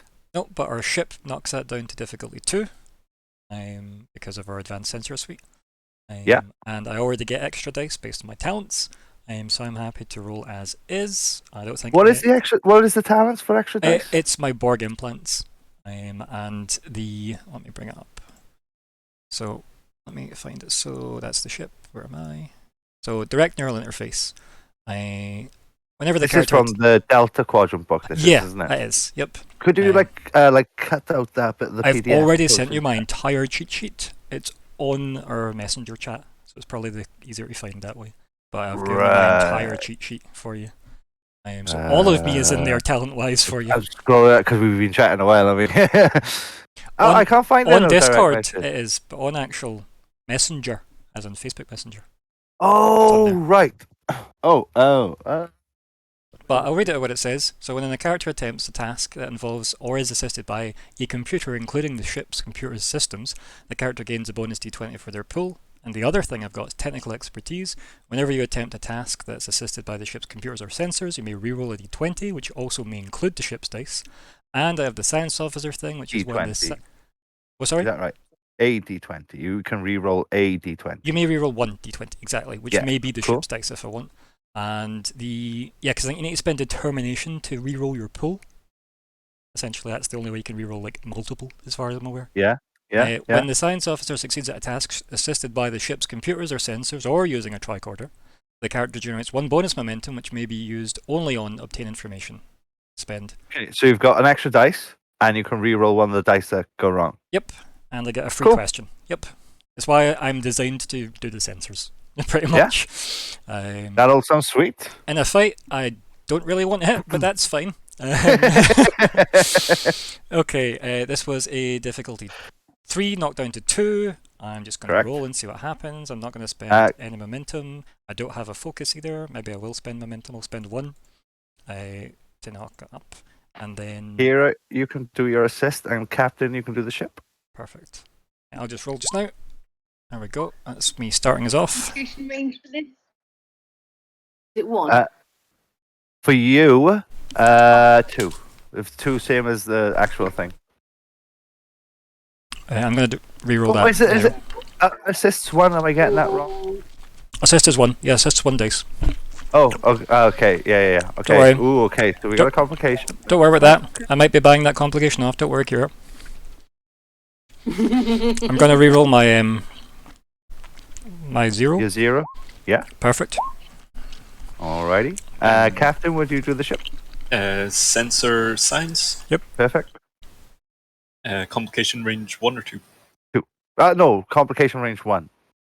And difficulty Task 2. Yeah. Cool. No, you're only task roll 1. Oh, that's what I was asking. Yep. Task roll is 1. That's how task roll is the dice number you're rolling.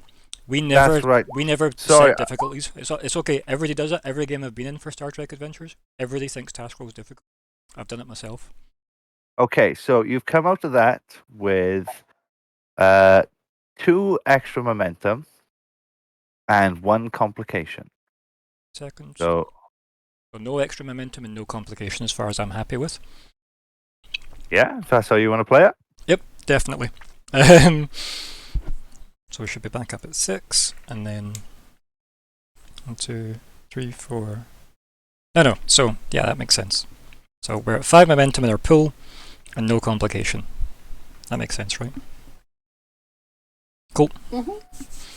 Yeah. So what do I see? Okay, so you scan around the thick jungle where you know they're supposed to be, and you do pick up very faint, not signs of life, but like the chemicals of the atmosphere are slightly different, suggesting maybe like the burning of fires and stuff like that. Okay. Nothing. It's very slight. You would imagine like it's like hidden underneath the canopy. Hmm. And yeah, to me, it's getting diffused then, and that's why, like, to me, it's not immediately picked up. It does seem to be pretty large in area.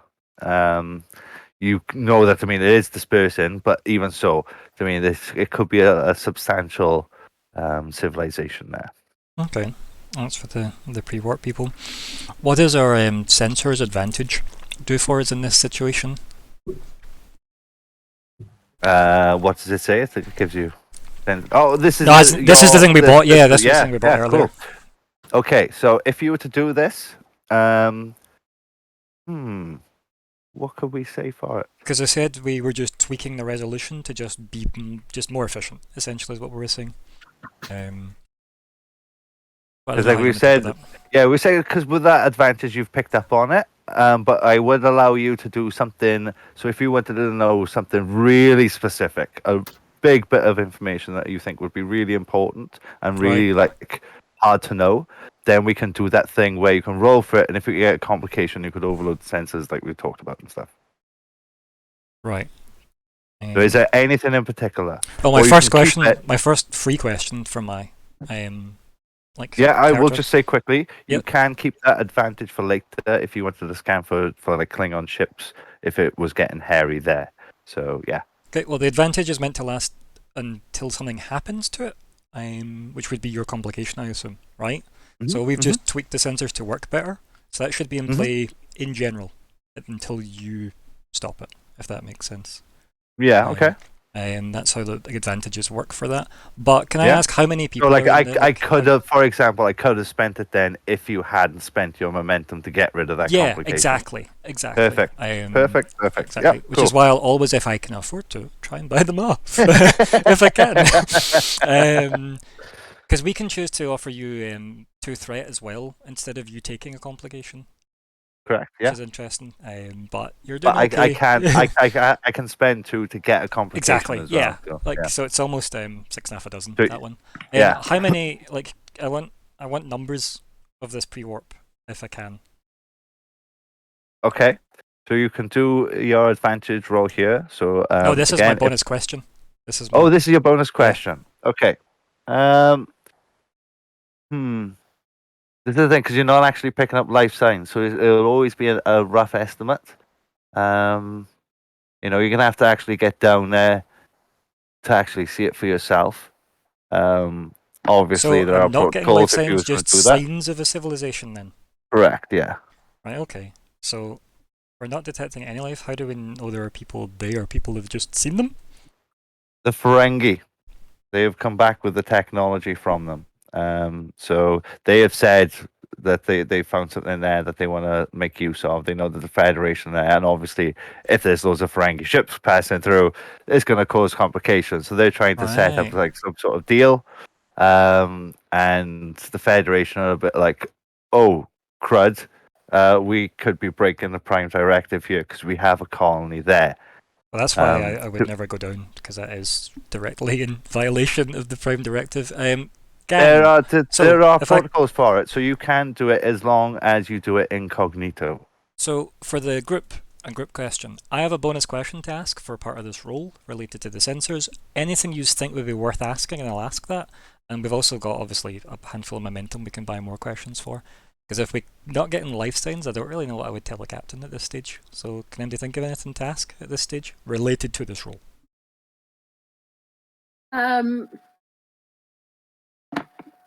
Literally, because it's a sort of science that I've got nerdy about. You could be looking at what sort of gases there are in the atmosphere. Is it just wood burning? Is it evident of fossil fuel burning? To try and gauge like your tech level, essentially, do you mean? Yeah. What do they have things like CFCs in the atmosphere concentrated around that area? Are there any other chemical pollutants? And So Like a for very so specific chemical range of the for atmosphere. example, what would we want to gain from this information though? Because I don't see what that's going to help us with. So yeah, I can see why like that could like gauge you of where they are in their sort of tech tree. Like, Yeah. ultimately, we know they're pre-warp Because though, so that's kind of the they're only gauge pre-warp, it Starfleet. doesn't necessarily mean that. That could be industrial Because it or it could could be. be ancient. Yeah. To me, we are pre-warp. Oh, definitely. Yeah, exactly. But we're also relatively technologically advanced. We might have a bit of a freak out as a species if we found aliens knocking on our doorstep. But we, in some respects, are better to be able to cope with it because we could understand that they're just from a different planet. Okay, what So about it might our be captain literally, it and might or be our the tactical mitochondria officer? effect. Any thoughts? I'll offer a thing. You Yeah, could please be with a. Oh, sorry. 2 secs. 2 Yeah, secs. no worries. Captain, first I up. was just thinking, there's no like signal data coming out from the planet, and that's not accounted for. Nothing I got from the initial scan so Yeah. far, but I do not know. But no, I was thinking literally. I mean, I know I joked about it earlier. Literally, it could be like a Wakanda. But Yeah, they've got all it could be. this Yeah, high tech technology. But they're just shielding Okay. it from sensors. cool. Sorry. That's okay. I had to take a call very quickly then. But yes, I was just about to say that. So you can do a check for what is the thing that is covering up the life signs. Is it And natural? Is it technology? Is it what, is This is did we weird. This detect is weird. Yeah. seeing the initial scan? Did we pick up any like transmission data or like radio waves or anything like that coming from like the area? Nothing has been picked up in 20 years. Right, okay. I mean, it's been thought that this planet was totally inhabited. They knew that there was a jungle there, that was some like crazy like life in there. Doing man-eating plants and like weird animals. And it's basically they thought that was impenetrable. They've never like ventured into it or anything. It's always been a dangerous place. They've always stayed around the more agricultural lands of the planet. It is only these Ferengi who have gone into the jungle who have found this civilization. Do we know what the tech is the Ferengi took? Is that something we know? They have been very secretive of it. Right, okay. Cool. Trying. They are. Did you have any ideas? To be... Cool. Don't know if you're muted or not. No. Nothing. I can't think of anything that would be without apart from what's being raised. But I kind of agree. I think we need to try and figure out what it is that's blocking the life signs. Okay, yeah, I'm happy to try that as well if we can. Yeah. Sure. There'll be a question. Yeah. Yeah. Perfect. Okay. So. I was also thinking. Yeah. I was also thinking that even if we can't see there might be some evidence of previous cities in other parts of the planet. Well, as I said, nothing's been picked up here for 20 years. They never thought that anyone was here, previously or currently. This really is a spanner in the works for the Federation. Really, really is. So yeah, are you happy to spend that question? Yep, 100%. Yep. Okay, so upon closer inspection with your sensors, you can see that it is actually some sort of chemical mix within the planet's core. It's making not like you have like a gravity sphere, not a gravity sphere. What am I thinking? Like an electromagnetic sphere around the planet, protecting it from like solar flares and stuff. But it's like that because we got iron in our planet's core. This is a very specific mix and is creating some sort of field around like ley lines around the planet. And this civilization is basically on a ley line, and it confuses the sensors. Excellent. And being unviewable and underneath the jungle canopy, you imagine the trees down there must be hundreds of meters tall. Okay. Is there a way to record all like the? Can I record the layout of the ley lines? Is that something I can just have like the data? Sure, you can. Perfect. It's basically like streams, like strings that go up out of the poles, cascade down the planet, and then re-enter back into the opposite pole. Where does our colony fit into that? Are they on one of these lines, or are they like in No. between them? Cool. Yeah. There's not. There's not. It's not like hundreds of them. It's a very like few specific ones. And this civilization is basically on like the wider of these lines. Okay. I'll make sure I transfer this data when I get it to like the captain on the shuttle as well. Just make sure it gets so they've got all the data they need to work with as well. Mm-hmm. I can't think of anything else to ask, guys, unless you can. So I'm happy. No, Yeah, I don't think of anything. I'm good here. Yeah. Yep. Cool. Thank you all. I can't think of anything. So, if you guys are happy down on ship, we cut to the shuttlecraft landing down at the colony. As you land, there is a greeting party there. There seems to be they all seem to be like rather like poor but proud.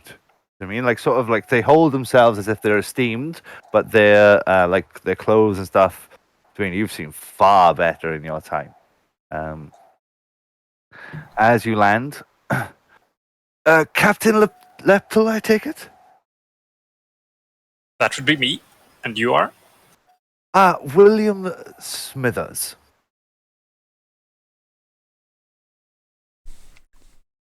I Well, am mayor Mr. of the Smithers. colony here. Well, I would just Mayor- like to. I apologize, Captain. Please, after you. May I introduce Lieutenant Commander Shran, my tactical officer? Lieutenant Commander. I've been led Very to sure. understand that you have had troubles with a local Klingon presence. Yes, Captain. And I must say, I am glad that you have brought some force here with you. And he is like looking at the four. They're not red shirts anymore in this era. No. Well, are they in this era? They're The kind of mustard shirts, gold. right? Yeah, the gold Yeah. ones. Yeah. gold shirts. Looking at the gold shirts behind you, coming off the shuttlecraft. I am so glad that you are here to finally get rid of these Klingons. The sooner they are gone, the better. I hope a diplomatic resolution can be found, and I will do our best to make sure that a satisfactory result is found. Thank you, Captain. It is most reassuring to hear it. Now, please, follow me. The brutes are waiting for you.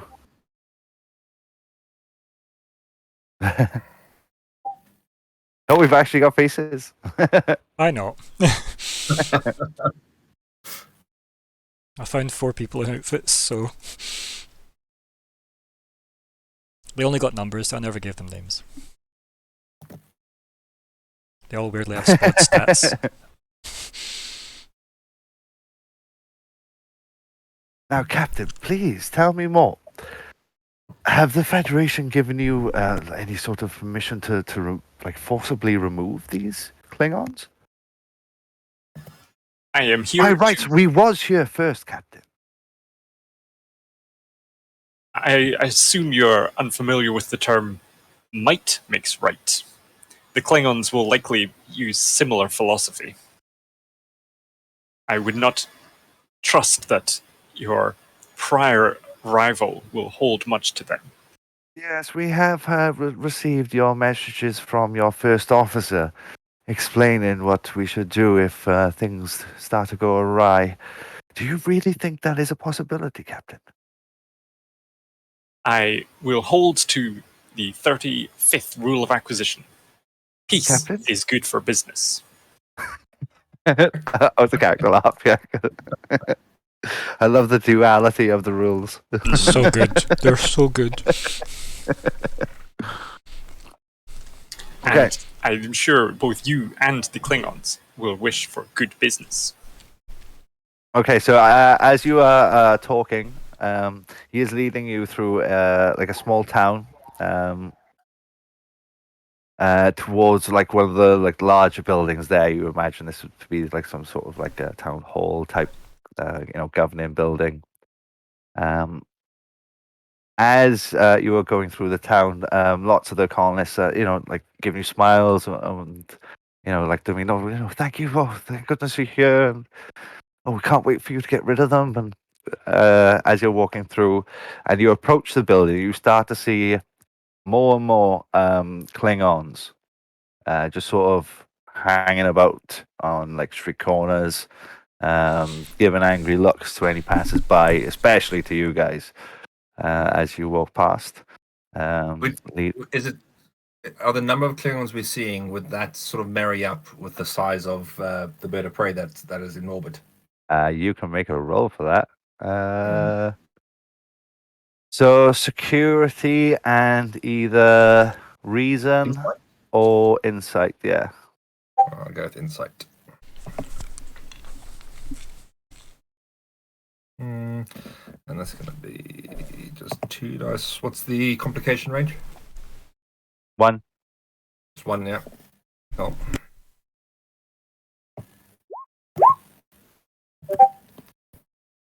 Nice. Okay, so that was only a difficulty 1. I should have told you that before. So you can get a momentum from that. And it's not like immediately like thing to you, but the more and more you walk through the town, the more you go to the steps, because there seems to be more like outside the building itself and throughout the town, and like you do like the numbers quickly in your head, and if these all came from one Burrell bird of prey, then that must be one packed Burrell bird of prey. I'll sort of whisper to the captain as we're going, Captain. There are far more Klingons down on the surface than would normally be within this sort of class of bird of prey. Understood. Keep your eyes open. Captain, this way. This Captain Garg, is it? He is waiting in there with his men. Please, Captain, I do implore you to get rid of them as soon as possible. I will make one thing perfectly clear. The Klingons may not be tasteful, but as of this moment, they are peaceful. And if they should stop being so, it would be far worse than the current circumstances. I will do all in my power to keep them at best in their current circumstances. And I trust that you will help keep from the situation from deteriorating any further. Oh, by your wisdom, Captain, by your wisdom. And Bernard's gesture to lead on. How much momentum do we need to spend to summon Gowron?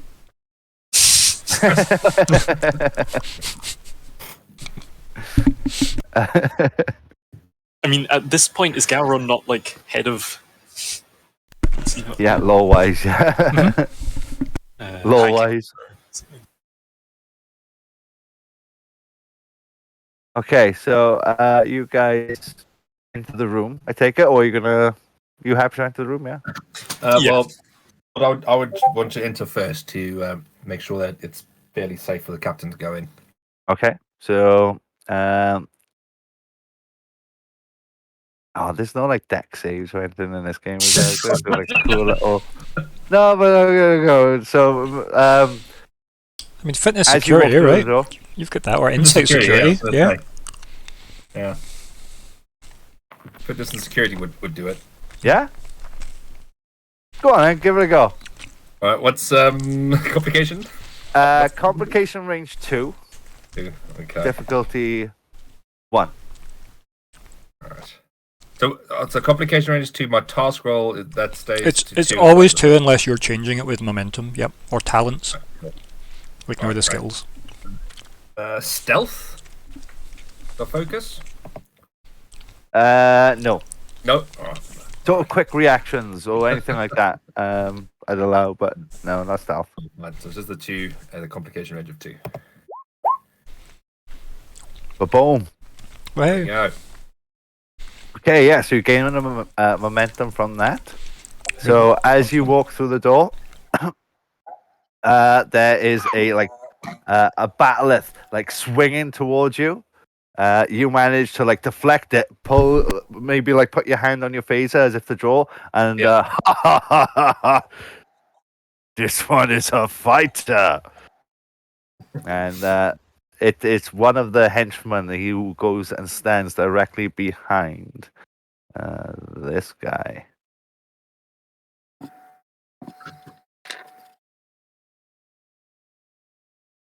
You have come to negotiate the release of the planet, I assume. That's the for the captain to have a discussion with you about. Mm-hmm. Captain Um, Garg.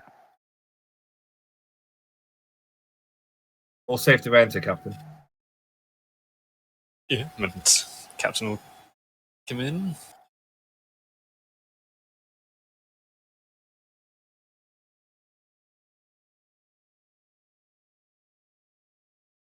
You muted, Michael? Yes, I was. I apologize. okay. Oh, for God's sake.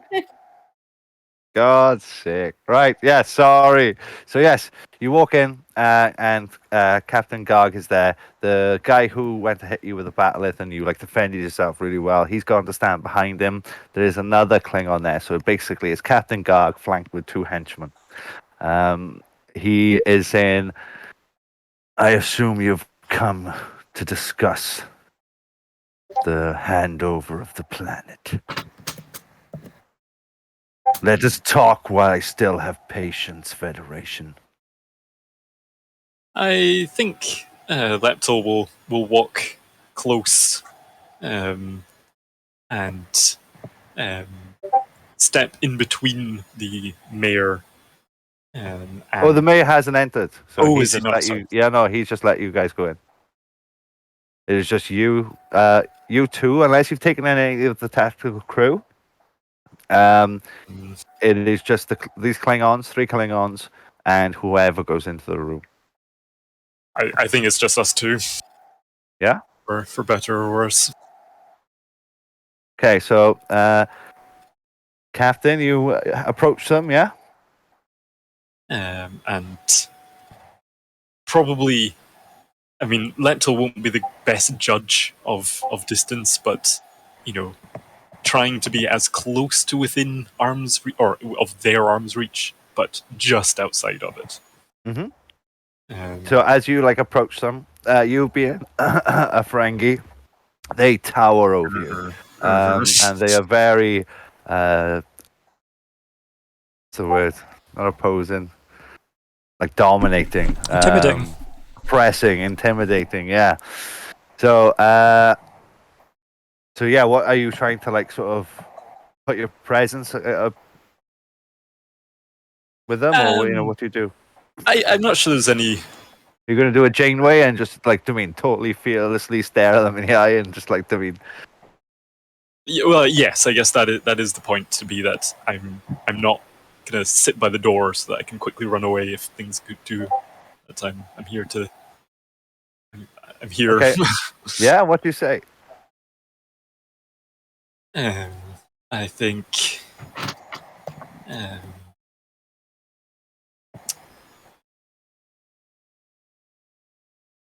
We are here to mediate the negotiations. I trust, are familiar, or I feel that we have more in common than you may expect. I am listening. I think you would be interested in the 45th rule of acquisition. He like looks at his Klingon friends confusedly. What is this rule? Expand or die. I like this rule, but I am under orders. Your orders, I assume, are to have a presence on this planet so that you can monitor of nearby systems, such as... am I getting this right? Is it Bajor that it's close to? Correct. Such as Yeah. Bajor. Let us talk frankly, Federation. You know the threat that is coming. You know why we must search these ships. And yet, you stand in our way at every opportunity. The Empire will not stand for this weakness for much longer. We stand in front of you, and we stand at your side. Then show us this goodwill. Let us set up something here on the planet. Make sure that no threat comes to infiltrate either of us. Your weakness shows. As does our strength.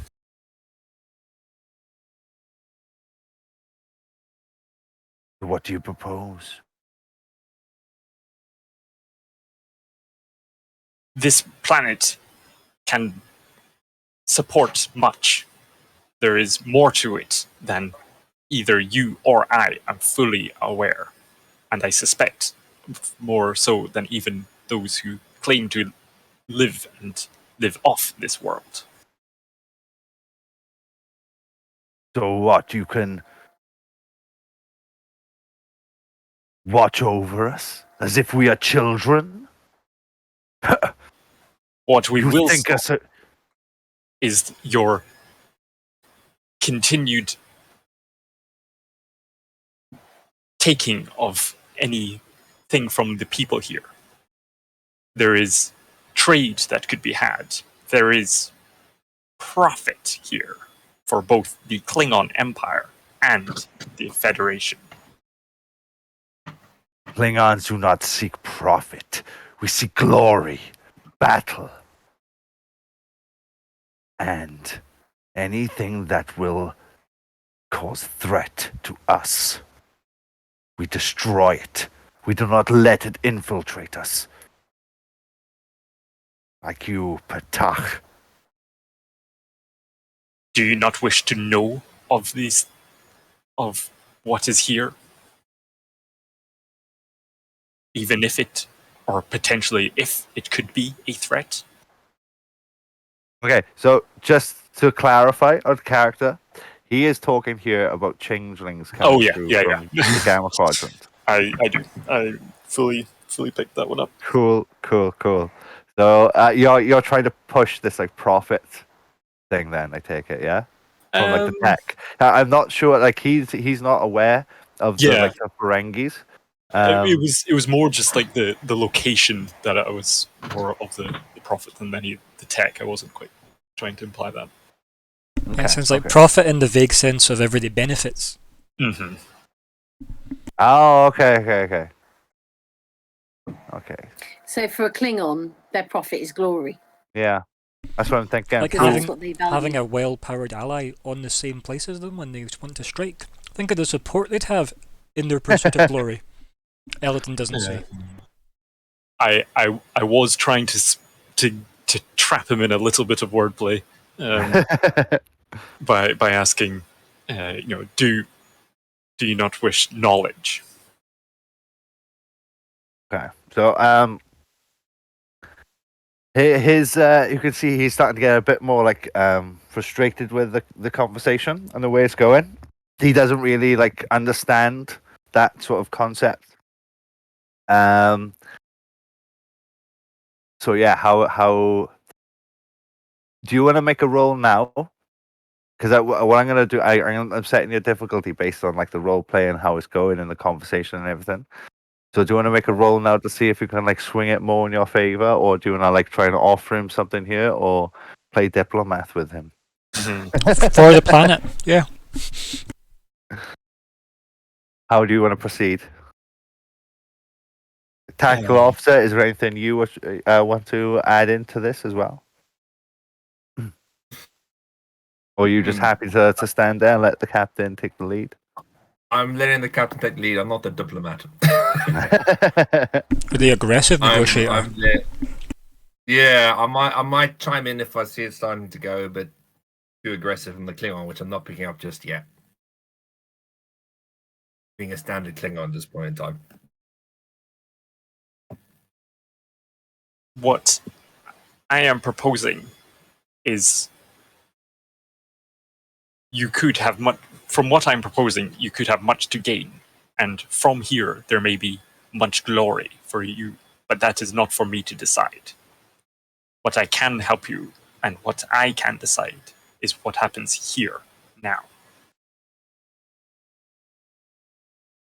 We need resources and a place for us to work on our ships, repair a base somewhere close to here so we can carry on checking and making sure that both of us are safe.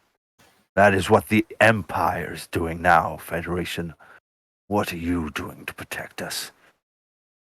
The location I can help you with. The resources I can trade. But if it is too great for the colony to withstand, if the colony does not have give and take, then there cannot be any location space.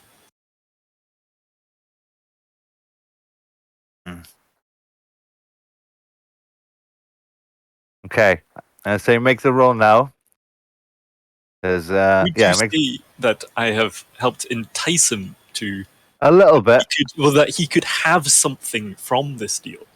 Well, he may be swung to having like a location there, as long as he can get what he needs. So I'm Whether the colony is going to be happy with that, and whether this lines up with the Prime Directive. we'll worry about that later.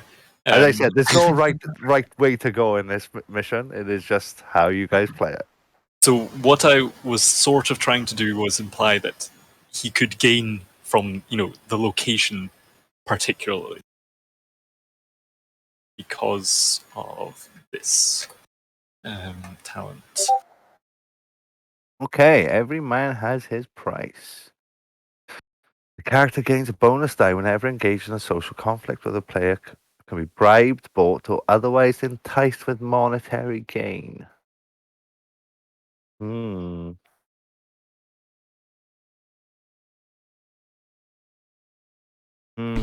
he be bribed? No. Can he be bought? No. Can he be enticed? Maybe. But The land is worth great monetary value, I'm sure. He would be after for like the resources. So like we can sort of say that we can like edge it that way. Yeah. Okay. But basically, he'd be looking for resources from the colonists. I mean, away for like they'll be basically supporting the ships that'll be coming back and forth. Unless there's another way for you to swing it. Well, that's where I was wanting to be. We can give you the land, but the resources you trade. That is, I don't want you to have the impression I was implying something. I'll let you roll for it. It'll be difficult. It'll be like it'll be a 3. Complication range. It'll be a complication range because you might kick off. So they're going to set that as 3 too. But yeah, you get your extra dice, and you can buy more with momentum. And I believe someone stop me if I'm wrong, but Shran can assist. Should be able to, yeah.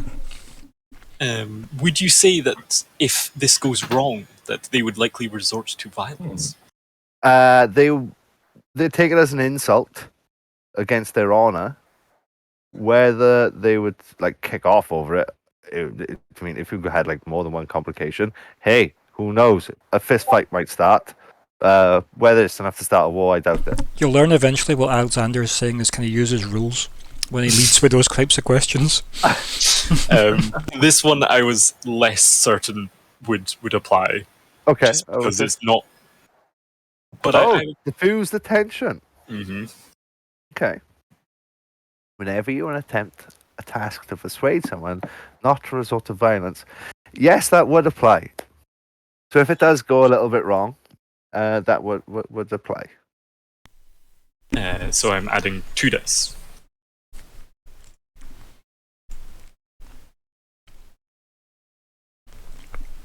Okay. Could I assist? Could I Yes, you- assist? Yes, you can. Using my presence. So this is yes, you can use your presence with like command maybe, and then this will be the task roll 1 though, so it'll just be the 1 dice. Complication range is 1 as well. For you, yeah. All right. Cool. Is that right, or is it gotta be? No, yeah, I'd say yeah. I think it is meant to be 1 in assists. I think, to my knowledge, because the complication's already on the main task. That is that again. That might need to check at some point, but I think that's how it works. Yeah, no, that sounds good to me. And Alexander using a task roll 4, I think, for unless you're buying a dice, which Yeah. you may as well because we've got a floating momentum we should get rid of. So Yeah, okay, I'm happy with that. cool. So I'm spending 1 momentum. The complication range is 3. Mhm. And then the challenge dice is also 3. No, challenge dice don't exist. Was it 4? You got the extra dice, yeah. No, challenge dice don't exist. Task roll is 5, complication range is 3, and then if you've got your focus that you're going to use, pitch that Task to roll Jim. 5? Yeah, because he's getting 4 dice and he's buying 1. Oh, yeah, Yep. of course. Yep. Um, He's designed to negotiate, or she, sorry, is designed to negotiate. yes, so, and I'm guessing my focus persuasion would, Yes, most definitely. and then it's presence command.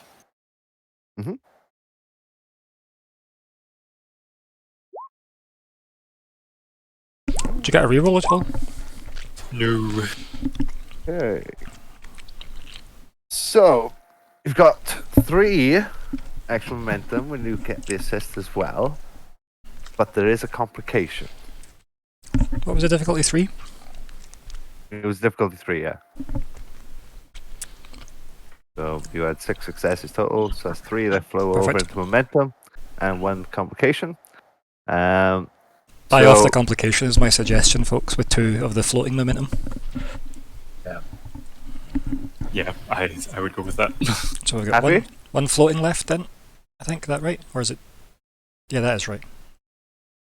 1, 2, 3, 2, 3. Yep. Just tracking my numbers. We're still good. Okay. So he strokes the goatee of his beard. He looks at his like buddies. More resources would mean more searches. We could get more ships here. This could be good for us. Maybe Federation, but our price would be high. And we would expect discount for the resources that we purchase. And I'm sure that should confrontation come to this world, the colonists here could count on the honorable Klingon support in any fight that they may face. He looks you dead in the eye. Slight smirk creeping across his face, which is unusual. But he just says, "Huh, of course, Captain. Now, if that is all for us to discuss, I must get back to my ship." You should insight check that, by the way. Yeah. How do you do insight check? You use insight in security, maybe? Or insight in command? Something like that? Security, yeah. Inside security? Cool. I don't trust that at all. Sus. Very sus. Yeah. The task roll to complication 1. Yes. Yeah. Let me just see if I have any. This might be an opposed roll, by the way, Mike, so Yeah, it would be difficulty 1, and then use both roll, and then we start to like pair off things. So that's if he's trying to oppose the insight. If he has nothing to hide, you don't need to oppose it. It can just be a difficulty 0.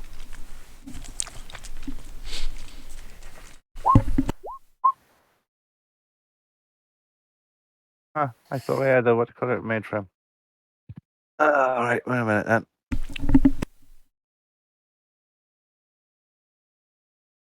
What did you get?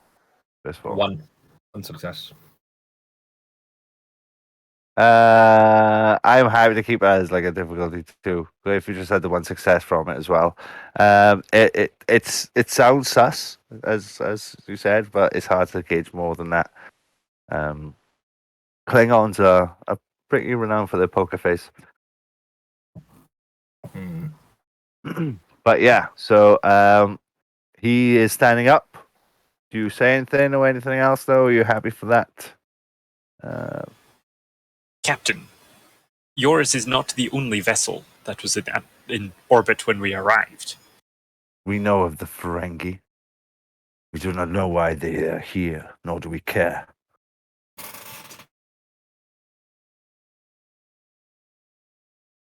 Very well. I shall inform Starfleet of the beginnings of our agreement. Is there something I am missing, Captain?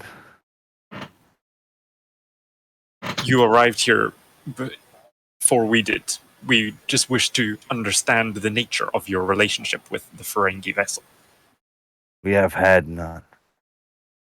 But you make me suspect what is yours. Why are they here? If you are hiding something from me, Federation. And yeah, I look him right in the eye. We have yet to form a relationship with them.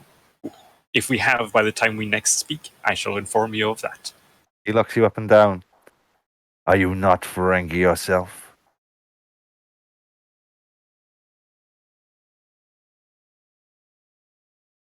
If there is treachery afoot, Federation, you will be sorry.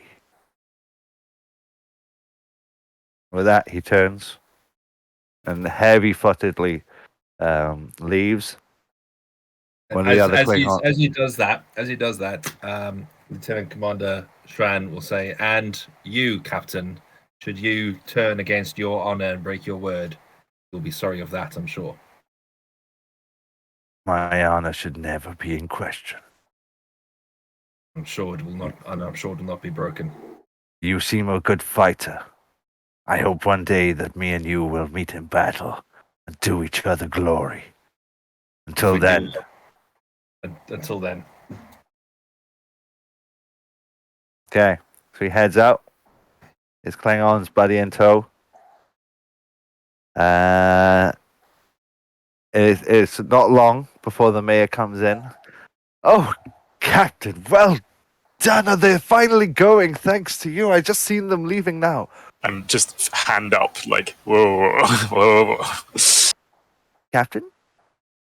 The Klingons and I have made an agreement that they will be remaining here and they will Captain? be allowed to land ships and do business with the colony.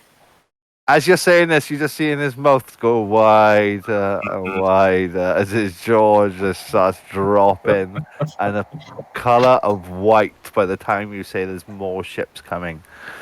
But Captain, we could never. Our supplies. Oh, please, Captain. And I think I'll just like motion with my finger to bring him closer. He leans in, And wide-eyed. Say, you should learn more of the rules of acquisition. Rule 22. A wise man can hear profit on the wind. These Klingons are here, and they will trade for resources that may not be of the greatest comfort to you, but I assure you, if they chose to take it by force, there is little we would have been able to do to stand in their way. And with that, wide-eyed and open mouth, you will do a little transition back to the ship. We're still this is all the same scene because, like, I mean, I want to keep you afloat in momentum there for a while. Cool. You guys are aboard ship now, so you've done your sensor sweeps. You've sort of located where the civilization are, and it is at this point that there is an incoming transmission. On screen. Bear with me 2 secs.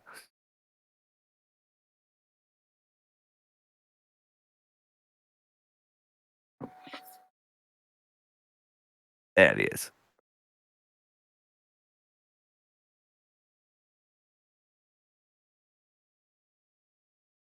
My boy. I did consider using pretty much that exact image as my avatar. So yes, this comes up on screen. Ah, so you must be the captain. I am in that position at the moment, yes. What can I assist you with, Ferengi? Well, we have something that we would like to make use of, and we want to bring more ships to the planet. We understand that you have a colony here.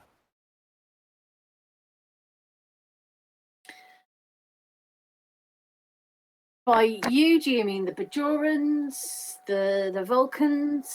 I'm not sure. You've not specified who you're talking about. Your Federation colony on the planet. We would like to set Yes, up there may be a colony. negotiations, maybe a stationing there, What or maybe for? somewhere just outside. For travel, business, profit. Uh-huh. You've not really explained why you're here, though. Friendly business. What drew you here? So much suspicion. Well, my father always told me make sure you know what's going on before you make a decision. Ha. I imagine you have a rule of acquisition similar to that? He sort of like, yes, rule of acquisitions. Number 141. Always trust a Ferengi trader. I think Eladin just I turns can to, come down obviously, that shower. the lieutenant and says, "That is incorrect."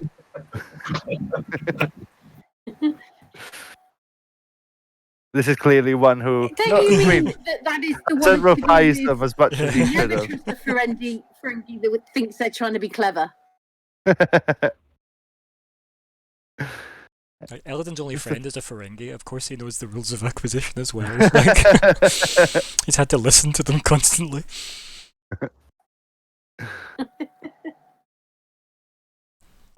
We would like to set up meetings. Yes? Who is it specifically you'd like to talk to? Oh, if you are the captain, then you? The colony? Talk of business. I can put that on my schedule. I can check my diary and get back to you. Wonderful. We shall meet you on the planet.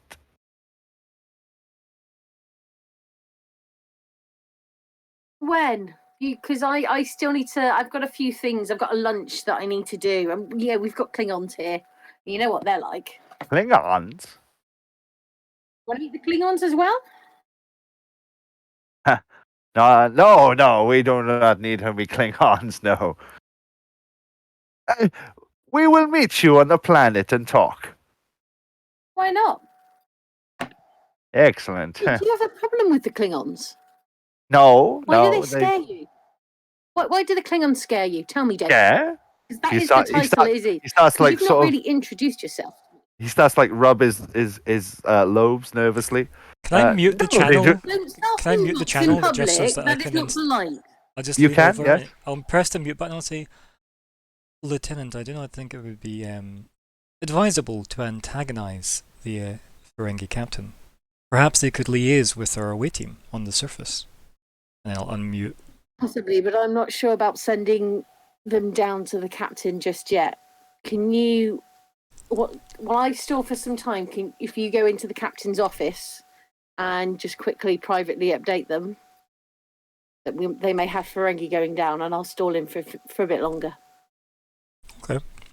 Yep, I'll do that. I'll just like leave the bridge straight away. Audio back on. I'm sorry, I had an urgent matter from my lieutenant commander that I needed to deal with. Really, did your mother not teach you, or your parents not teach you My not to suffer mother? remarks in public? My mother? Yeah. Well, who teaches you when you were a small child? Your mother and your father. All species Okay, so have some form of parent. as you are stalling for time with the Ferengi, Eladin, you sneak into the. I captain's, walk. I quarters. don't sneak. Come on, that's unbecoming of a Starfleet officer. But what do you send down to the captain? So we'll say to me, Eldon to Captain Lepto. So I'll like tap my comm badge. Eladin to Captain Lepto. Captain here. Go ahead, Commander. The Ferengi captain, or should I just say the Ferengi vessel has made contact with us. They are looking to discuss perhaps establishing a presence on this planet and or a colony of their own. Do you wish to meet with them on the surface? We have just agreed a similar proposition with the Klingons. I fear that we'll have no choice but to make a similar arrangement with the Ferengi. Have them sent down to the colony. We shall see what we can get out of them. As you wish. Eladin out. And then head back through to the bridge and just nod to our acting captain. Yes. Sorry. What is your name? Sorry, God damn it! Are you muted? Yeah. We can pause and rewind or something. What's up? God. Sorry. So yes. So as you clear up that conversation, you head back onto the bridge. You're like walking into like the middle of a conversation. It's like gotten like really weird at this point. But yes, but of course, that's the way that it should be done. How else would you do it? Well, privately, of course. You've got some very strange habits there, Ferengi. Not Anyway, as strange as the humans. Ha ha ha. I know Well, I don't neither of you are human. He Nope. gets that. Yeah. I like that there's an ensign on the bridge that just turns around like, hey.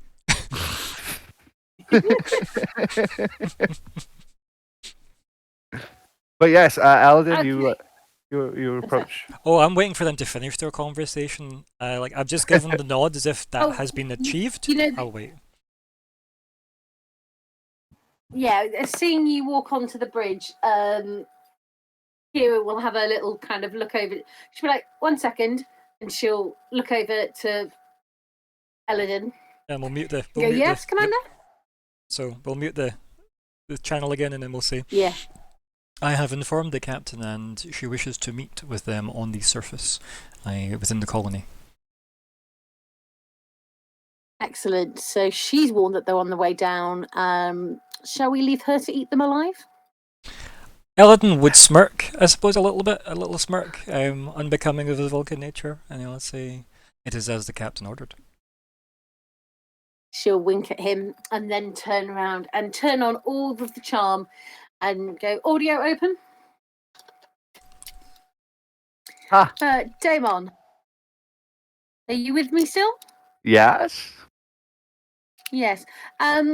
If you go down to the colony, you will be met there by a Federation representative. And you Thank may you, Captain. discuss things at your leisure. And she'll smile with a great big grinning. Riker style shitty grin. We look forward to I'd leave meeting that. your diplomatic team. I hope you're braced. We've got them right where we want. In transmission. Blip. And it cuts out. Elodin, how accurate do you think your sensors would be if you scanned within the Ferengi ship? They clearly think that they're beating us at some game.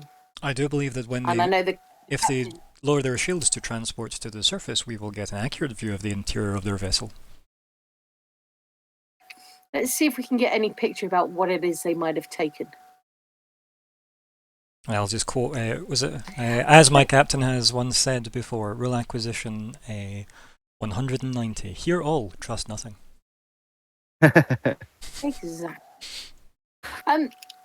Is there any sort of way we could send down a buoy or a probe to have a look a little bit closer visually in the area that the natives are in? You could. If we get some, You in the do know that. atmosphere. Yeah, I had to check. I wasn't muted. But Yeah, yes, you're worth it, you we got you. you can, by all means, and it will give you a lot of data. But if anything gets found, Yeah, that's my only from concern. you guys, We're kind of still running on the Prime Directive, and I feel like if something happened to that, it could be seen as aggressive by anybody, as well. So you could, by right, go put yourselves in disguise and send an away team down there to sort of mingle in. have you seen my social stats? I'm not going to do that. But it doesn't have to be you guys. You can sort of plan that out. The planet space yorks. You imagine though that the closest you'd be able to get, just on the vagueness of the location, it may require a day or two of hiking through this really wild jungle. Could we beam before up you the actually get bushes? there. Sort of buoy or probe. No, we could beam up some bushes, cover a shuttle in them, fly down a shuttle, camouflaged now as a floating tree, and we'll be fine. I think you'll have a working TARDIS. Yep. Just get a big mirror taped to it. I don't think we should do anything until we hear from the captain again, personally. But obviously, we have an acting, captain. I don't know. What's the term for that? Yeah, no. She was just Acting asking. captain. Yeah, Acting cool. captain. I do like the fact that you pretended as if you were, so when they do get down there, it's going to be a shock to see the female Ferengi captain. Well, she didn't actually lie. She didn't actually lie to them. She did say, "I'm in that position at the moment." Yep. Yeah, totally. Because she was in the captain's chair. And they'll be impressed with how well a Ferengi female has done in Starfleet against one of the Ferengi's greatest enemies because of our wonderful advantage we bought. But it's also going to freak out because it's a Ferengi female in clothing that is just fucking Diamante hen's teeth rare. Sometimes the only thing more dangerous than a question is an answer, acting captain, which is rules of acquisition 208. Just keep that in mind. I might try learning them at some point. They're so good, actually. Yeah, they're Okay, good. it is at that moment, Elodin, Yep. and in fact, we'll say this then, because Dr. Karina is going to come in and say, "Commander, don't you hear that?" Doctor, you're what? And I'm going to assume she's going to make, she's resuming, talking about telepathy, and I'll open Correct. up, that to try and gauge what she's talking about while having asked her for, And narrow it down. it's almost as if you are listening in on a conversation between two Ferengi, talking about how fantastic this is, how profitable it is How are they going to be rich? Being able to have all the platinum that they could ever dream of once they're able to sell this. Right. Okay. Is that going to be suspicious to me, the Doctor? Because Ferengi are normally quite difficult to read through telepathy. So does that Correct. mean like there's most likely They're not telepaths. Yeah. It's almost as if they're having a conversation telepathically, and you're like listening in, and it's almost like a telephone conversation. That's what I meant to say. So yeah, we will have a sort of transition there, and that is where I am unfortunately going to have to end the session at 10 because I got to work. I got to wake up at 5:30 in the morning, which sucks. But I hope you have all enjoyed that, and to me, this will be progression of a mission. Yeah. No, good. Thank you very much. I'd like to say as well, an excellent performance by your Ferengi. Holy fuck! Loved it. It was so good. Brilliant. I'm going to stop the recording on this side as well, just as we're free and clear. Goodbye, everyone.